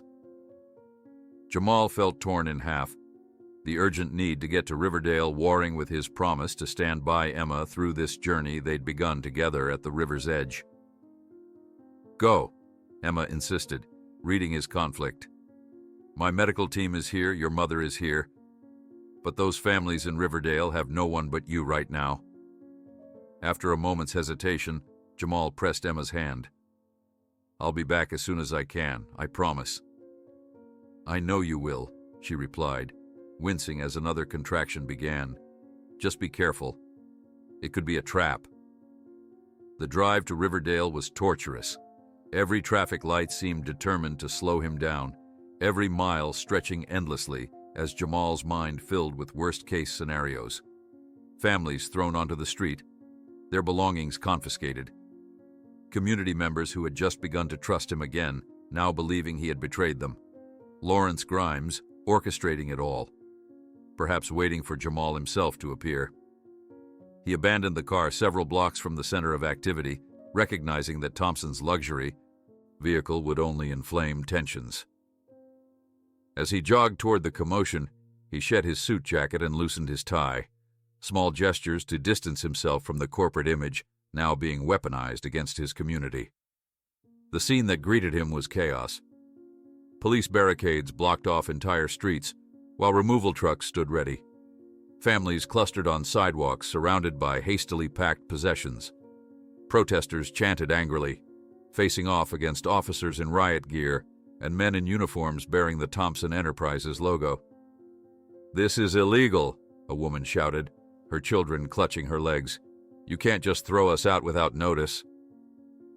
"The notices were delivered last week, ma'am," replied a man in a Thompson security uniform. though something about his bearing struck Jamal as off. This property has been condemned due to environmental hazards. Marcus spotted Jamal from across the street and rushed over, his expression a mixture of relief and anger. "Man, where have you been? They've been at this for hours, claiming it's all part of Thompson's revitalization plan." "It's not," Jamal insisted, surveying the scene. "This isn't Thompson. Something's wrong." A crowd had begun to notice his arrival, whispers spreading like wildfire. "That's him. Thompson's puppet," someone called out. "Sold us out for a suit and a scholarship." Jamal approached the security personnel, studying their uniforms more carefully. The Thompson logo looked authentic, but the personnel themselves were unfamiliar, not the same security team that had protected him at the hospital or the estate. "Who authorized this operation?" he demanded of the apparent leader, a stern-faced man with a clipboard. "I'm Jamal Williams, Community Liaison for the Riverdale Restoration Fund, and I've signed no eviction orders." The man barely glanced at him. "Orders came directly from corporate headquarters this morning, signed by Robert Thompson himself." He produced a document bearing what appeared to be Thompson's signature. Jamal examined the paper, immediately noticing subtle differences from the signatures he'd seen on Thompson's hospital paperwork. "This is forged," he declared loudly enough for bystanders to hear. "Robert Thompson is still in intensive care. He didn't sign anything today."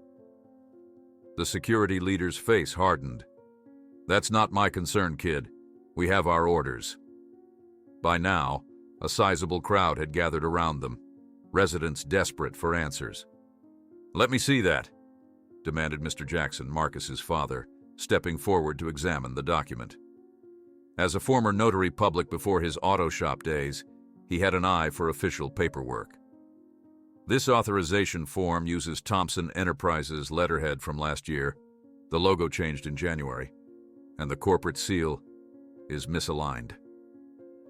Murmurs spread through the crowd as Jamal pulled out his phone, dialing the hospital's direct line to Thompson's room. To his relief, Letitia answered immediately. "Mom, put me on speaker with Thompson," he instructed, then held up his phone so the crowd could hear. "Mr. Thompson, someone's using forged documents with your signature to evict families in Riverdale right now. They're wearing company uniforms and using company vehicles." Thompson's weak but authoritative voice carried clearly. "This is Robert Thompson. I have authorized no evictions in Riverdale. Any personnel claiming to act on my behalf are imposters and should be reported to police immediately." The security leader's face betrayed a flash of panic as residents began pulling out their phones, recording the confrontation. He motioned to his team, who started retreating toward their vehicles. "Stop them," Jamal called out. "They're destroying evidence." Several community members, led by Marcus and his father, moved to block the security team's escape. The tension escalated rapidly until a police captain stepped forward. "Everyone stand down," he ordered. "I just received confirmation from headquarters that these eviction orders weren't processed through the proper channels. Nobody is being evicted today." Relief swept through the crowd, quickly replaced by anger as they realized how close they'd come to losing their homes to what was clearly a fraudulent operation. "Who sent you?" Jamal demanded of the security leader, who was now being detained by police. "Was it Lawrence Grimes?" The man's silence was answer enough. As police sorted through the aftermath, examining the forged documents and taking statements, Jamal received another call from the hospital. His heart raced. Emma. "Jamal?" Letitia's voice was tense but controlled. "Emma's labor is progressing faster than expected. The doctor says the baby will be here within the hour." "I'm on my way," he replied, already moving. To Marcus, he said, "I have to get back to the hospital. Emma's having the baby." "Go," Marcus urged. "We've got this covered. I'll call you with updates." The return journey seemed even longer, each minute stretching painfully as Jamal imagined Emma going through labor without him there. By the time he reached the hospital, rushing through security checkpoints and racing down corridors, his heart was pounding with anxiety. He found Letitia outside the delivery room, her expression a complex mixture of relief and concern. "You made it," she said, embracing him quickly. "They just took her in. The doctor says everything looks good, but premature births always carry risks." "What about Thompson?" Jamal asked, suddenly realizing he hadn't thought about the billionaire since leaving. "Awake and demanding updates every 5 minutes," Letitia replied with a small smile. "Whatever else he may be, he loves his daughter." A nurse emerged from the delivery room. "Are you Jamal? She's asking for you." Inside, Emma lay surrounded by medical equipment, her face flushed with exertion, but her eyes brightening when she saw him. "You came back," she whispered. "I promised I would," he replied, moving to her side and taking her hand. "How are you feeling?"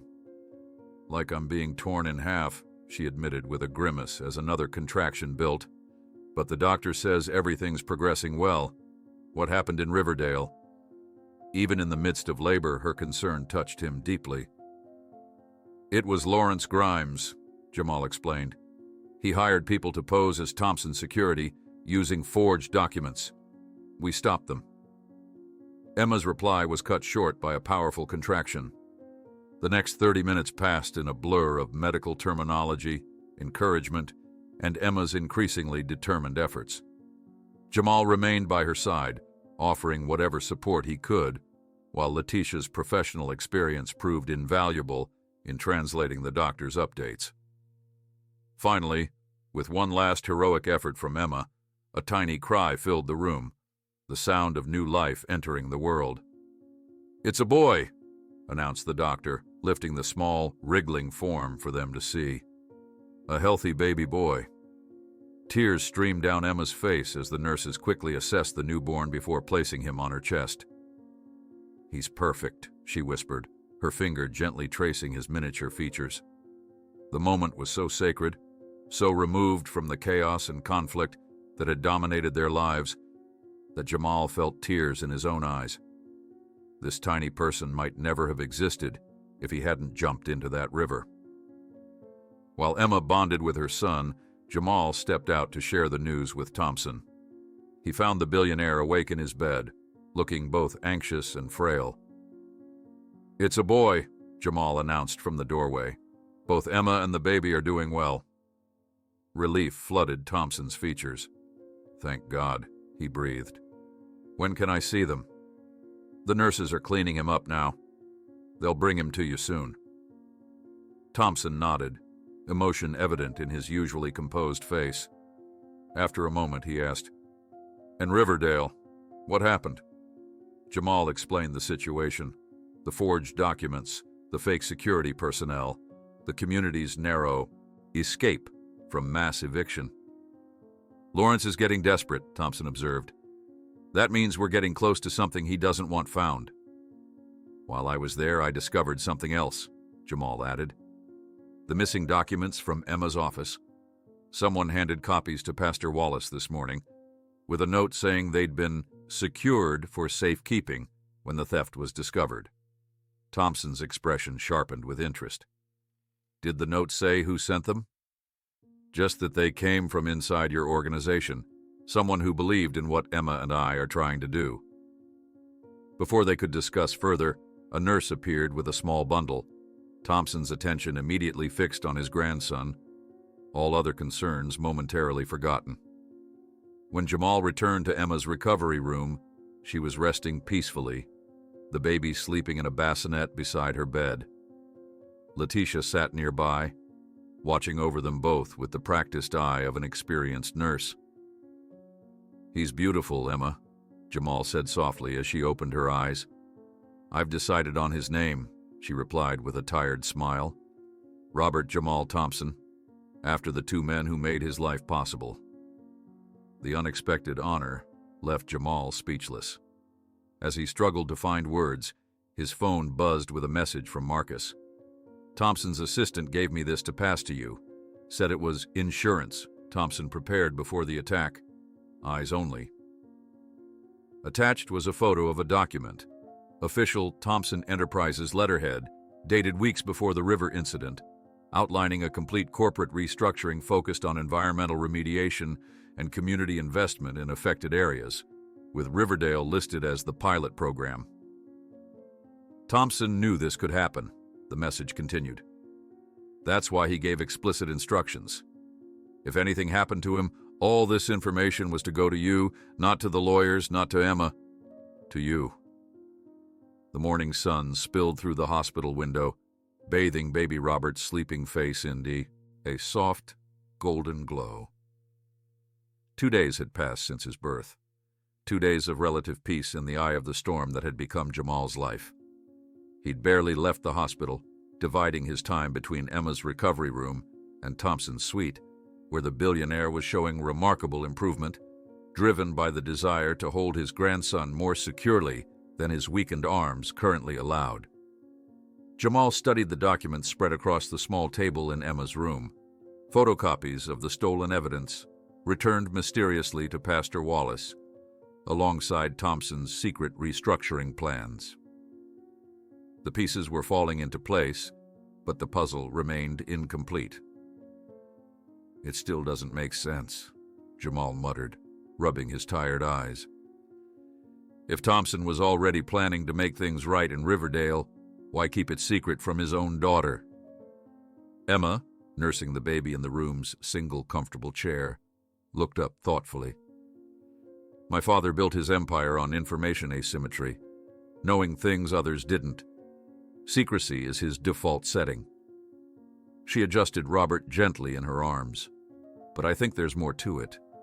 The board would have fought these plans tooth and nail. He needed everything in place before going public. The television mounted in the corner played silently, showing footage of Riverdale where cleanup crews sporting Thompson Foundation logos were distributing water filters and testing kits door to door. The crawl beneath read, Thompson Enterprises stock drops 15% following billionaire's radical community pledge. Letitia entered, carrying coffee and a stack of newspapers. You're both on the front page again, she said, laying out the New York Times, where a split image showed Thompson in his hospital bed, next to a shot of Jamal addressing Riverdale residents. The headline read, Unlikely Alliance, How a Drowning Woman Connected Two Worlds.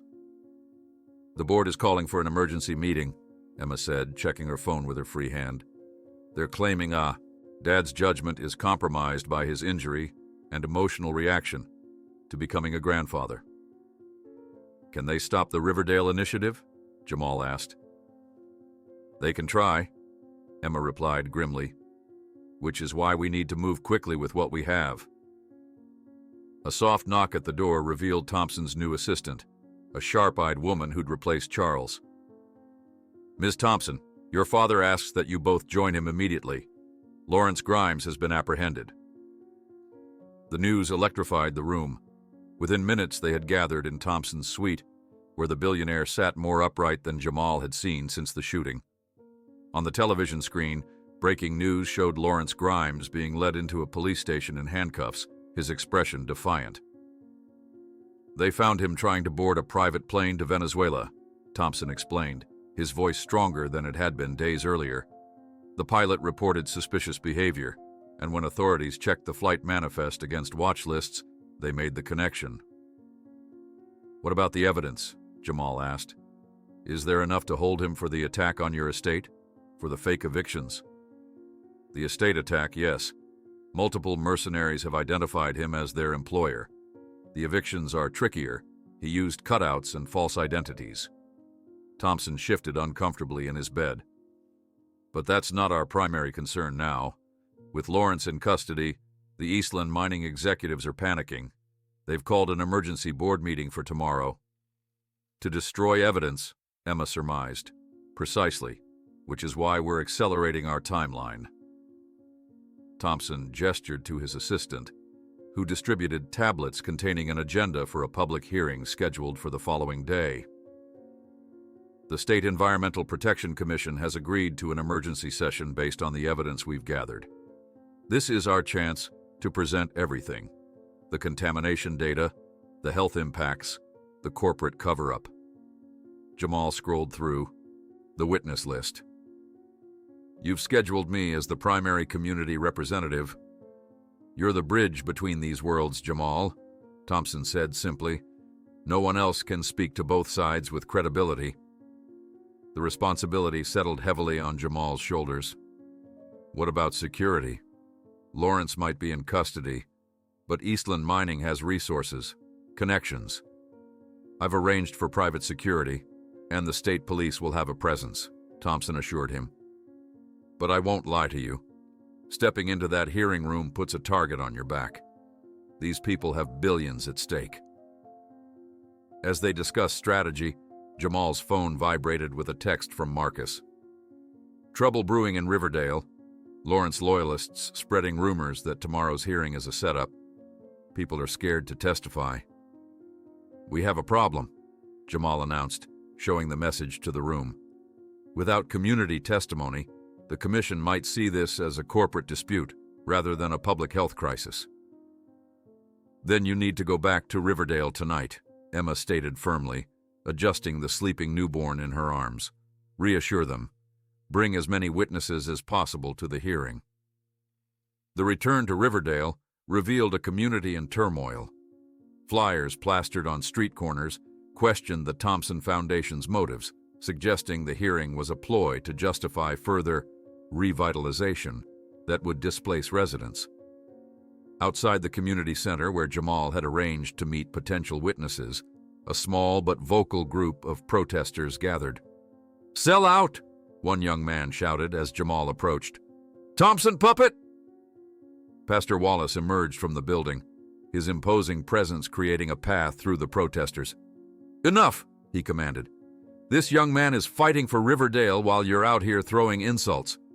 Which of you has done more?" Inside, the picture was equally discouraging. Where Jamal had hoped for dozens of witnesses, only 8 people waited, mostly elderly residents, who'd been suffering the effects of contamination longest. "People are afraid," explained Mrs. Jenkins, who'd taught Jamal in 3rd grade. "Rumors are spreading that anyone who testifies will be blacklisted from future housing opportunities. That when Riverdale is revitalized, witnesses will be excluded." "That's not true," Jamal insisted. "The Restoration Fund guarantees housing for every current resident who wants to stay."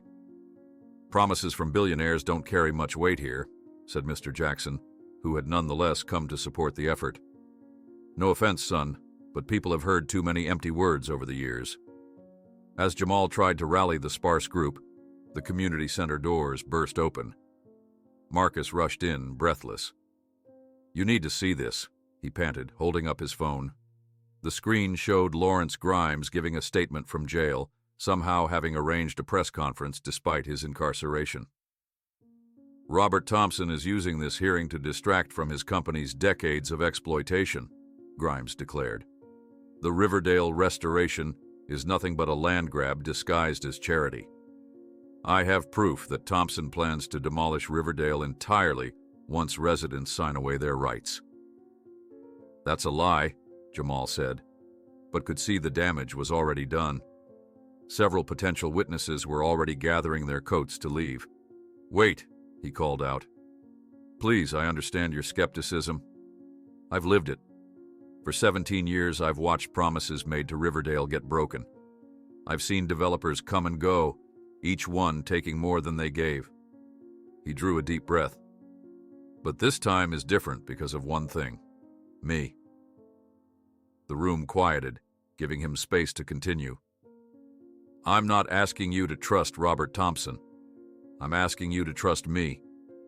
The kid who grew up 3 blocks from here, who worked weekends at Jackson's Auto, who sat next to your children in school." His voice strengthened with conviction. "I have legal guarantees that protect Riverdale residents. I have documentation of the contamination that's been making our families sick. But what I don't have, what I can't do alone, is tell your stories. Those have to come from you." Mrs. Jenkins rose slowly from her chair. "My grandson's asthma got so bad last year, he had to move in with his other grandmother across town. The doctor said it was the air quality, but we all know it's what's in the water, in the soil. She straightened her spine. I'll testify. One by one, others found their courage. By midnight, Jamal had 26 committed witnesses, not as many as he'd hoped, but enough to make their case human rather than merely statistical. The morning of the hearing brought a media circus to the state capitol. Television crews lined the entrance as politicians, executives, and activists filed into the building.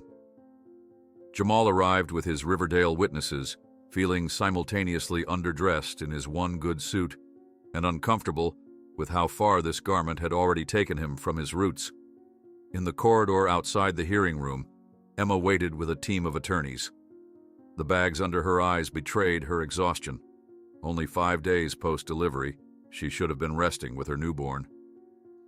Instead, she'd left baby Robert in Letitia's capable hands at the hospital to represent the legal team. Thompson? Jamal asked, noting the billionaire's absence. His doctors refused to discharge him for this, Emma explained, but he's watching via secure feed. Before they could enter the chamber, a distinguished group of executives in immaculate suits approached, led by Bradley Whitford from Eastland Mining. Last chance, Mr. Williams, Whitford offered quietly. $2 million. Walk away now before you humiliate yourself.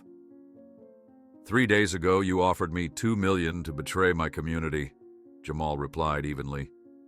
Today, I'm going to cost you billions to save it. Whitford's pleasant mask slipped momentarily, revealing the predator beneath. You have no idea who you're dealing with, boy. Actually, Jamal countered, I think you're the one who doesn't know who you're dealing with. The hearing began with clinical presentations from environmental scientists, documenting contamination levels that exceeded federal standards by factors of 10 or more. Medical experts followed, establishing statistical correlations between proximity to contamination and increases in respiratory illness, skin conditions, and developmental delays in children. When it came time for community testimony, Jamal led his witnesses forward one by one. Mrs. Jenkins brought photographs of her grandson's severe skin rashes. Mr. Jackson described the inexplicable decline of his auto shop as customers and employees grew too sick to work. A young mother wept as she recounted her miscarriage, which doctors had linked to water contamination. Throughout it all, the mining executives sat stone-faced, occasionally passing notes to their attorneys. They clearly expected to weather this storm as they had others, with technical denials and promises of further studies. When Jamal's turn came to testify, he approached the podium with the folder of evidence that had been moving between safe houses and secure locations for weeks. As he prepared to speak, he noticed movement at the back of the chamber. A man in a maintenance uniform slipping in through a side door, hands suspiciously inside his jacket. In that moment, the hearing room doors burst open. Armed officers rushed in, quickly subduing the man, who indeed had been reaching for a concealed weapon. "Security breach contained," announced the lead officer. "Please continue." The commissioners looked shaken, but determined to proceed. Jamal, heart racing from the near disaster, opened his folder and began presenting the most damning evidence. Internal Eastland Mining memos, acknowledging contamination years before denying it publicly. Emails between mining executives and Thompson Enterprises discussing how to manage the Riverdale situation. Geological surveys showing deliberate concealment of contamination spread. This isn't just corporate negligence, Jamal concluded, his voice steady despite the earlier chaos. This is a systematic assault on a community that was chosen specifically because its residents were deemed powerless to fight back. As he returned to his seat beside Emma, the lead commissioner leaned forward. Before we hear from Eastland Mining representatives, I must inform all parties that this commission received an alarming communication this morning. She held up a sealed envelope. This contains documents indicating Eastland Mining has been bribing state officials for decades to overlook environmental violations. The FBI has opened a formal investigation based on this information. Pandemonium erupted among the mining executives. Whitford's face drained of color as he huddled urgently with his lawyers. Furthermore, the commissioner continued when order was restored, based on the overwhelming evidence presented today, this commission is issuing an immediate intervention order. All Eastland mining operations will cease pending a complete environmental assessment. Remediation will begin immediately in affected communities, with costs borne entirely by Eastland Mining. The chamber erupted in cheers from the Riverdale contingent. Emma squeezed Jamal's hand tightly, tears of relief and triumph in her eyes. As reporters swarmed them exiting the hearing room, Jamal's phone rang with the hospital's number. Fearing news about Thompson's condition, he answered immediately. "Jamal, you need to come back right away." Letitia's voice was tense. "It's Robert Thompson. He's asking for you. The doctors don't think he'll survive the night." Jamal sprinted through the hospital corridors, his dress shoes squeaking against the polished floors. The victory at the hearing, the culmination of weeks of danger and determination, now felt hollow with Thompson's life hanging in the balance. Outside the billionaire's private suite, Emma paced anxiously, her face bearing the exhaustion of new motherhood compounded by grief. "They're saying his heart is failing," she whispered as Jamal approached. "The bullet damage, the stress, it was too much." Through the glass partition, Jamal could see medical staff hovering around Thompson's bed, their movements urgent but controlled. Monitors beeped in accelerating rhythms. "He's been asking for you," Emma continued. "Insisted on staying conscious until you arrived." Letitia emerged from the room, her borrowed nurse's scrubs lending her an air of authority despite the worry etched on her face. "They're stabilizing him temporarily, but it's not good," she explained gently. "He wants to speak with you alone, Jamal." "Me? Not Emma?" "He's already said his goodbyes to her," Letitia explained. "Now he's asking for you." Emma nodded, wiping tears. "Go. Whatever he needs to say, it must be important." Inside the room, the medical staff stepped back respectfully as Jamal approached Thompson's bedside. The billionaire looked diminished against the white sheets, the machines sustaining him more prominent than the man himself. His eyes, however, remained sharp and alert when they found Jamal. "Did we win?" Thompson asked, his voice barely above a whisper. "We did," Jamal confirmed. The commission ordered an immediate shutdown of the mining operation and full remediation for Riverdale. A ghost of a smile crossed Thompson's pale lips. "Good, that's good." He motioned weakly for Jamal to come closer. "There isn't much time. The legal documents for the Riverdale Fund, signed them this morning. Emma knows the details." "You should rest," Jamal suggested, uncomfortable with the finality in Thompson's tone. "No time for that." Thompson's hand trembled as he reached for Jamal's. "I've lived 2 lives, Jamal. The boy from the poor neighborhood who remembered what injustice felt like, and the man who became so focused on success that he forgot." Each word seemed to cost him tremendous effort. "Don't make my mistake. Don't forget where you came from, even as you build something new." "I won't," Jamal promised. "The fund is yours to oversee. Not the board's, not the foundation's. Yours." Thompson's grip tightened momentarily. "They'll try to influence you, control you. Don't let them." A nurse approached, checking the monitors with concern.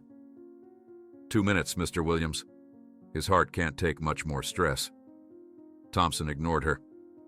"In my office, at the estate. If it survived, there's a letter for you. Instructions." Jamal leaned closer. "Why me?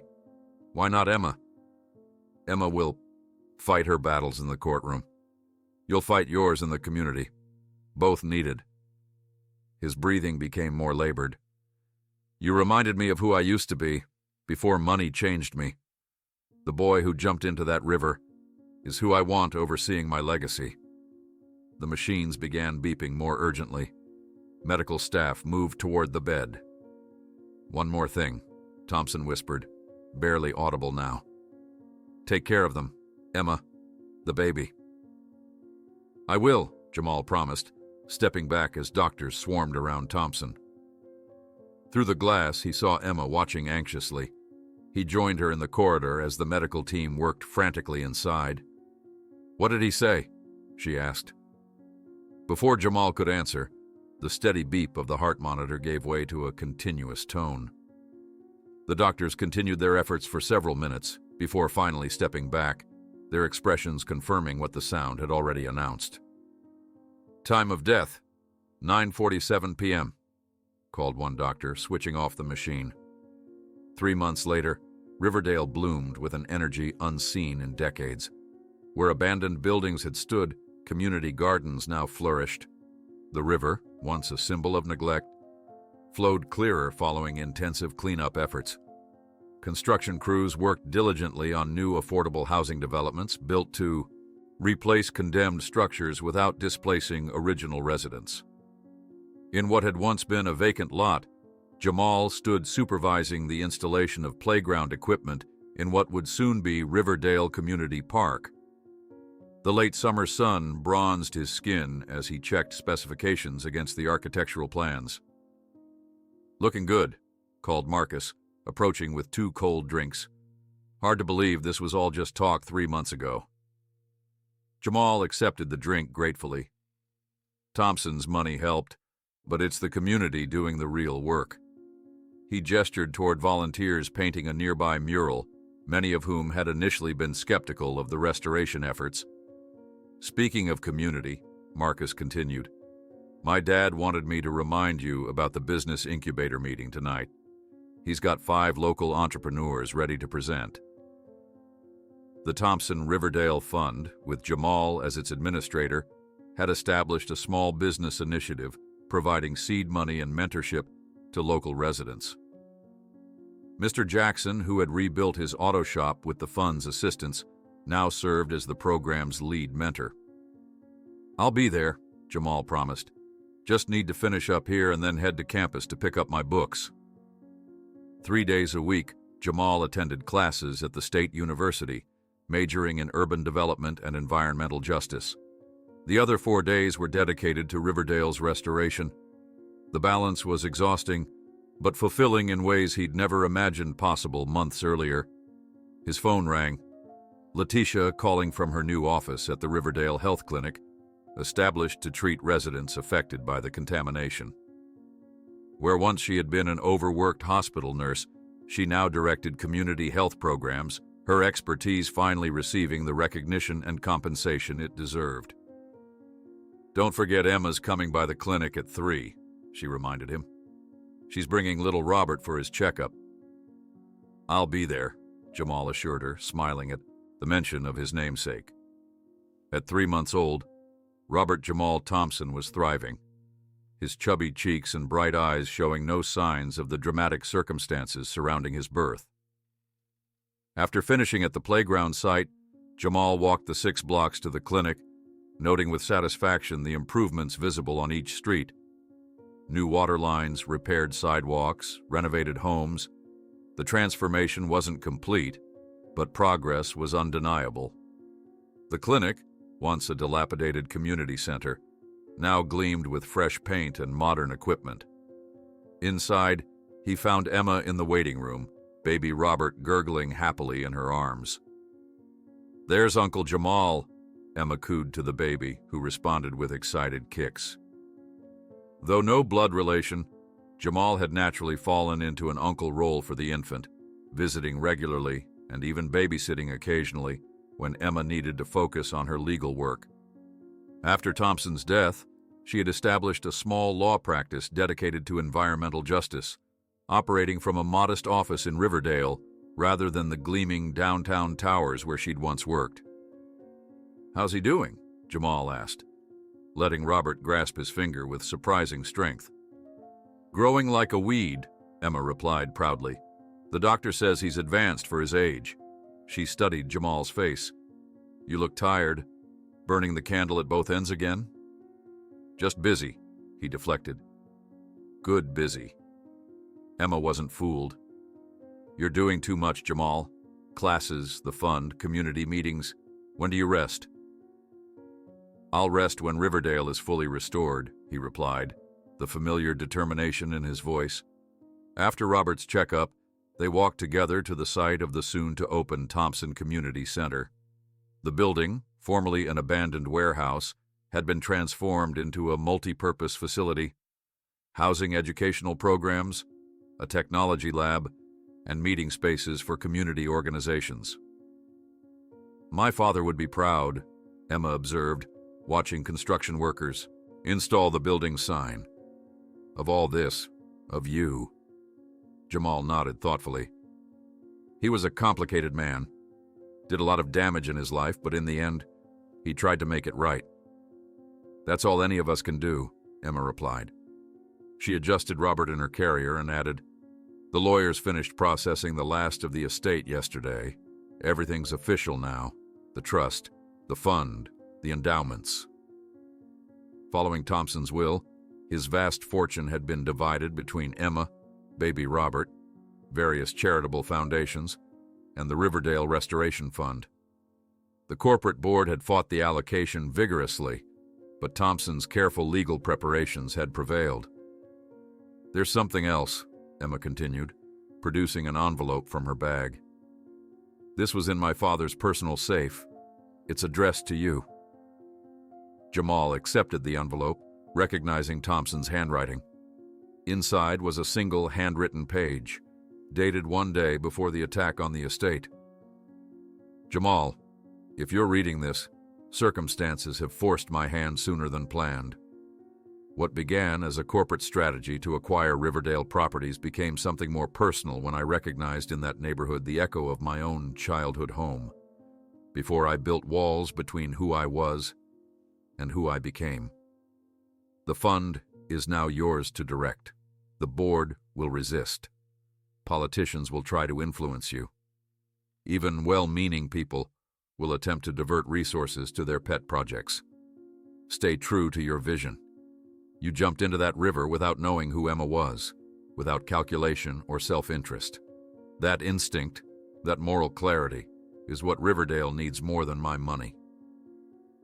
In my office safe is a final gift, evidence of similar contamination in 3 other communities across the state. When you're ready, they too will need someone to fight for them. Robert Thompson." Jamal folded the letter carefully, his mind racing with its implications. That evening, the community center hosted its first official event, a tots ceremony commemorating 3 months of restoration efforts.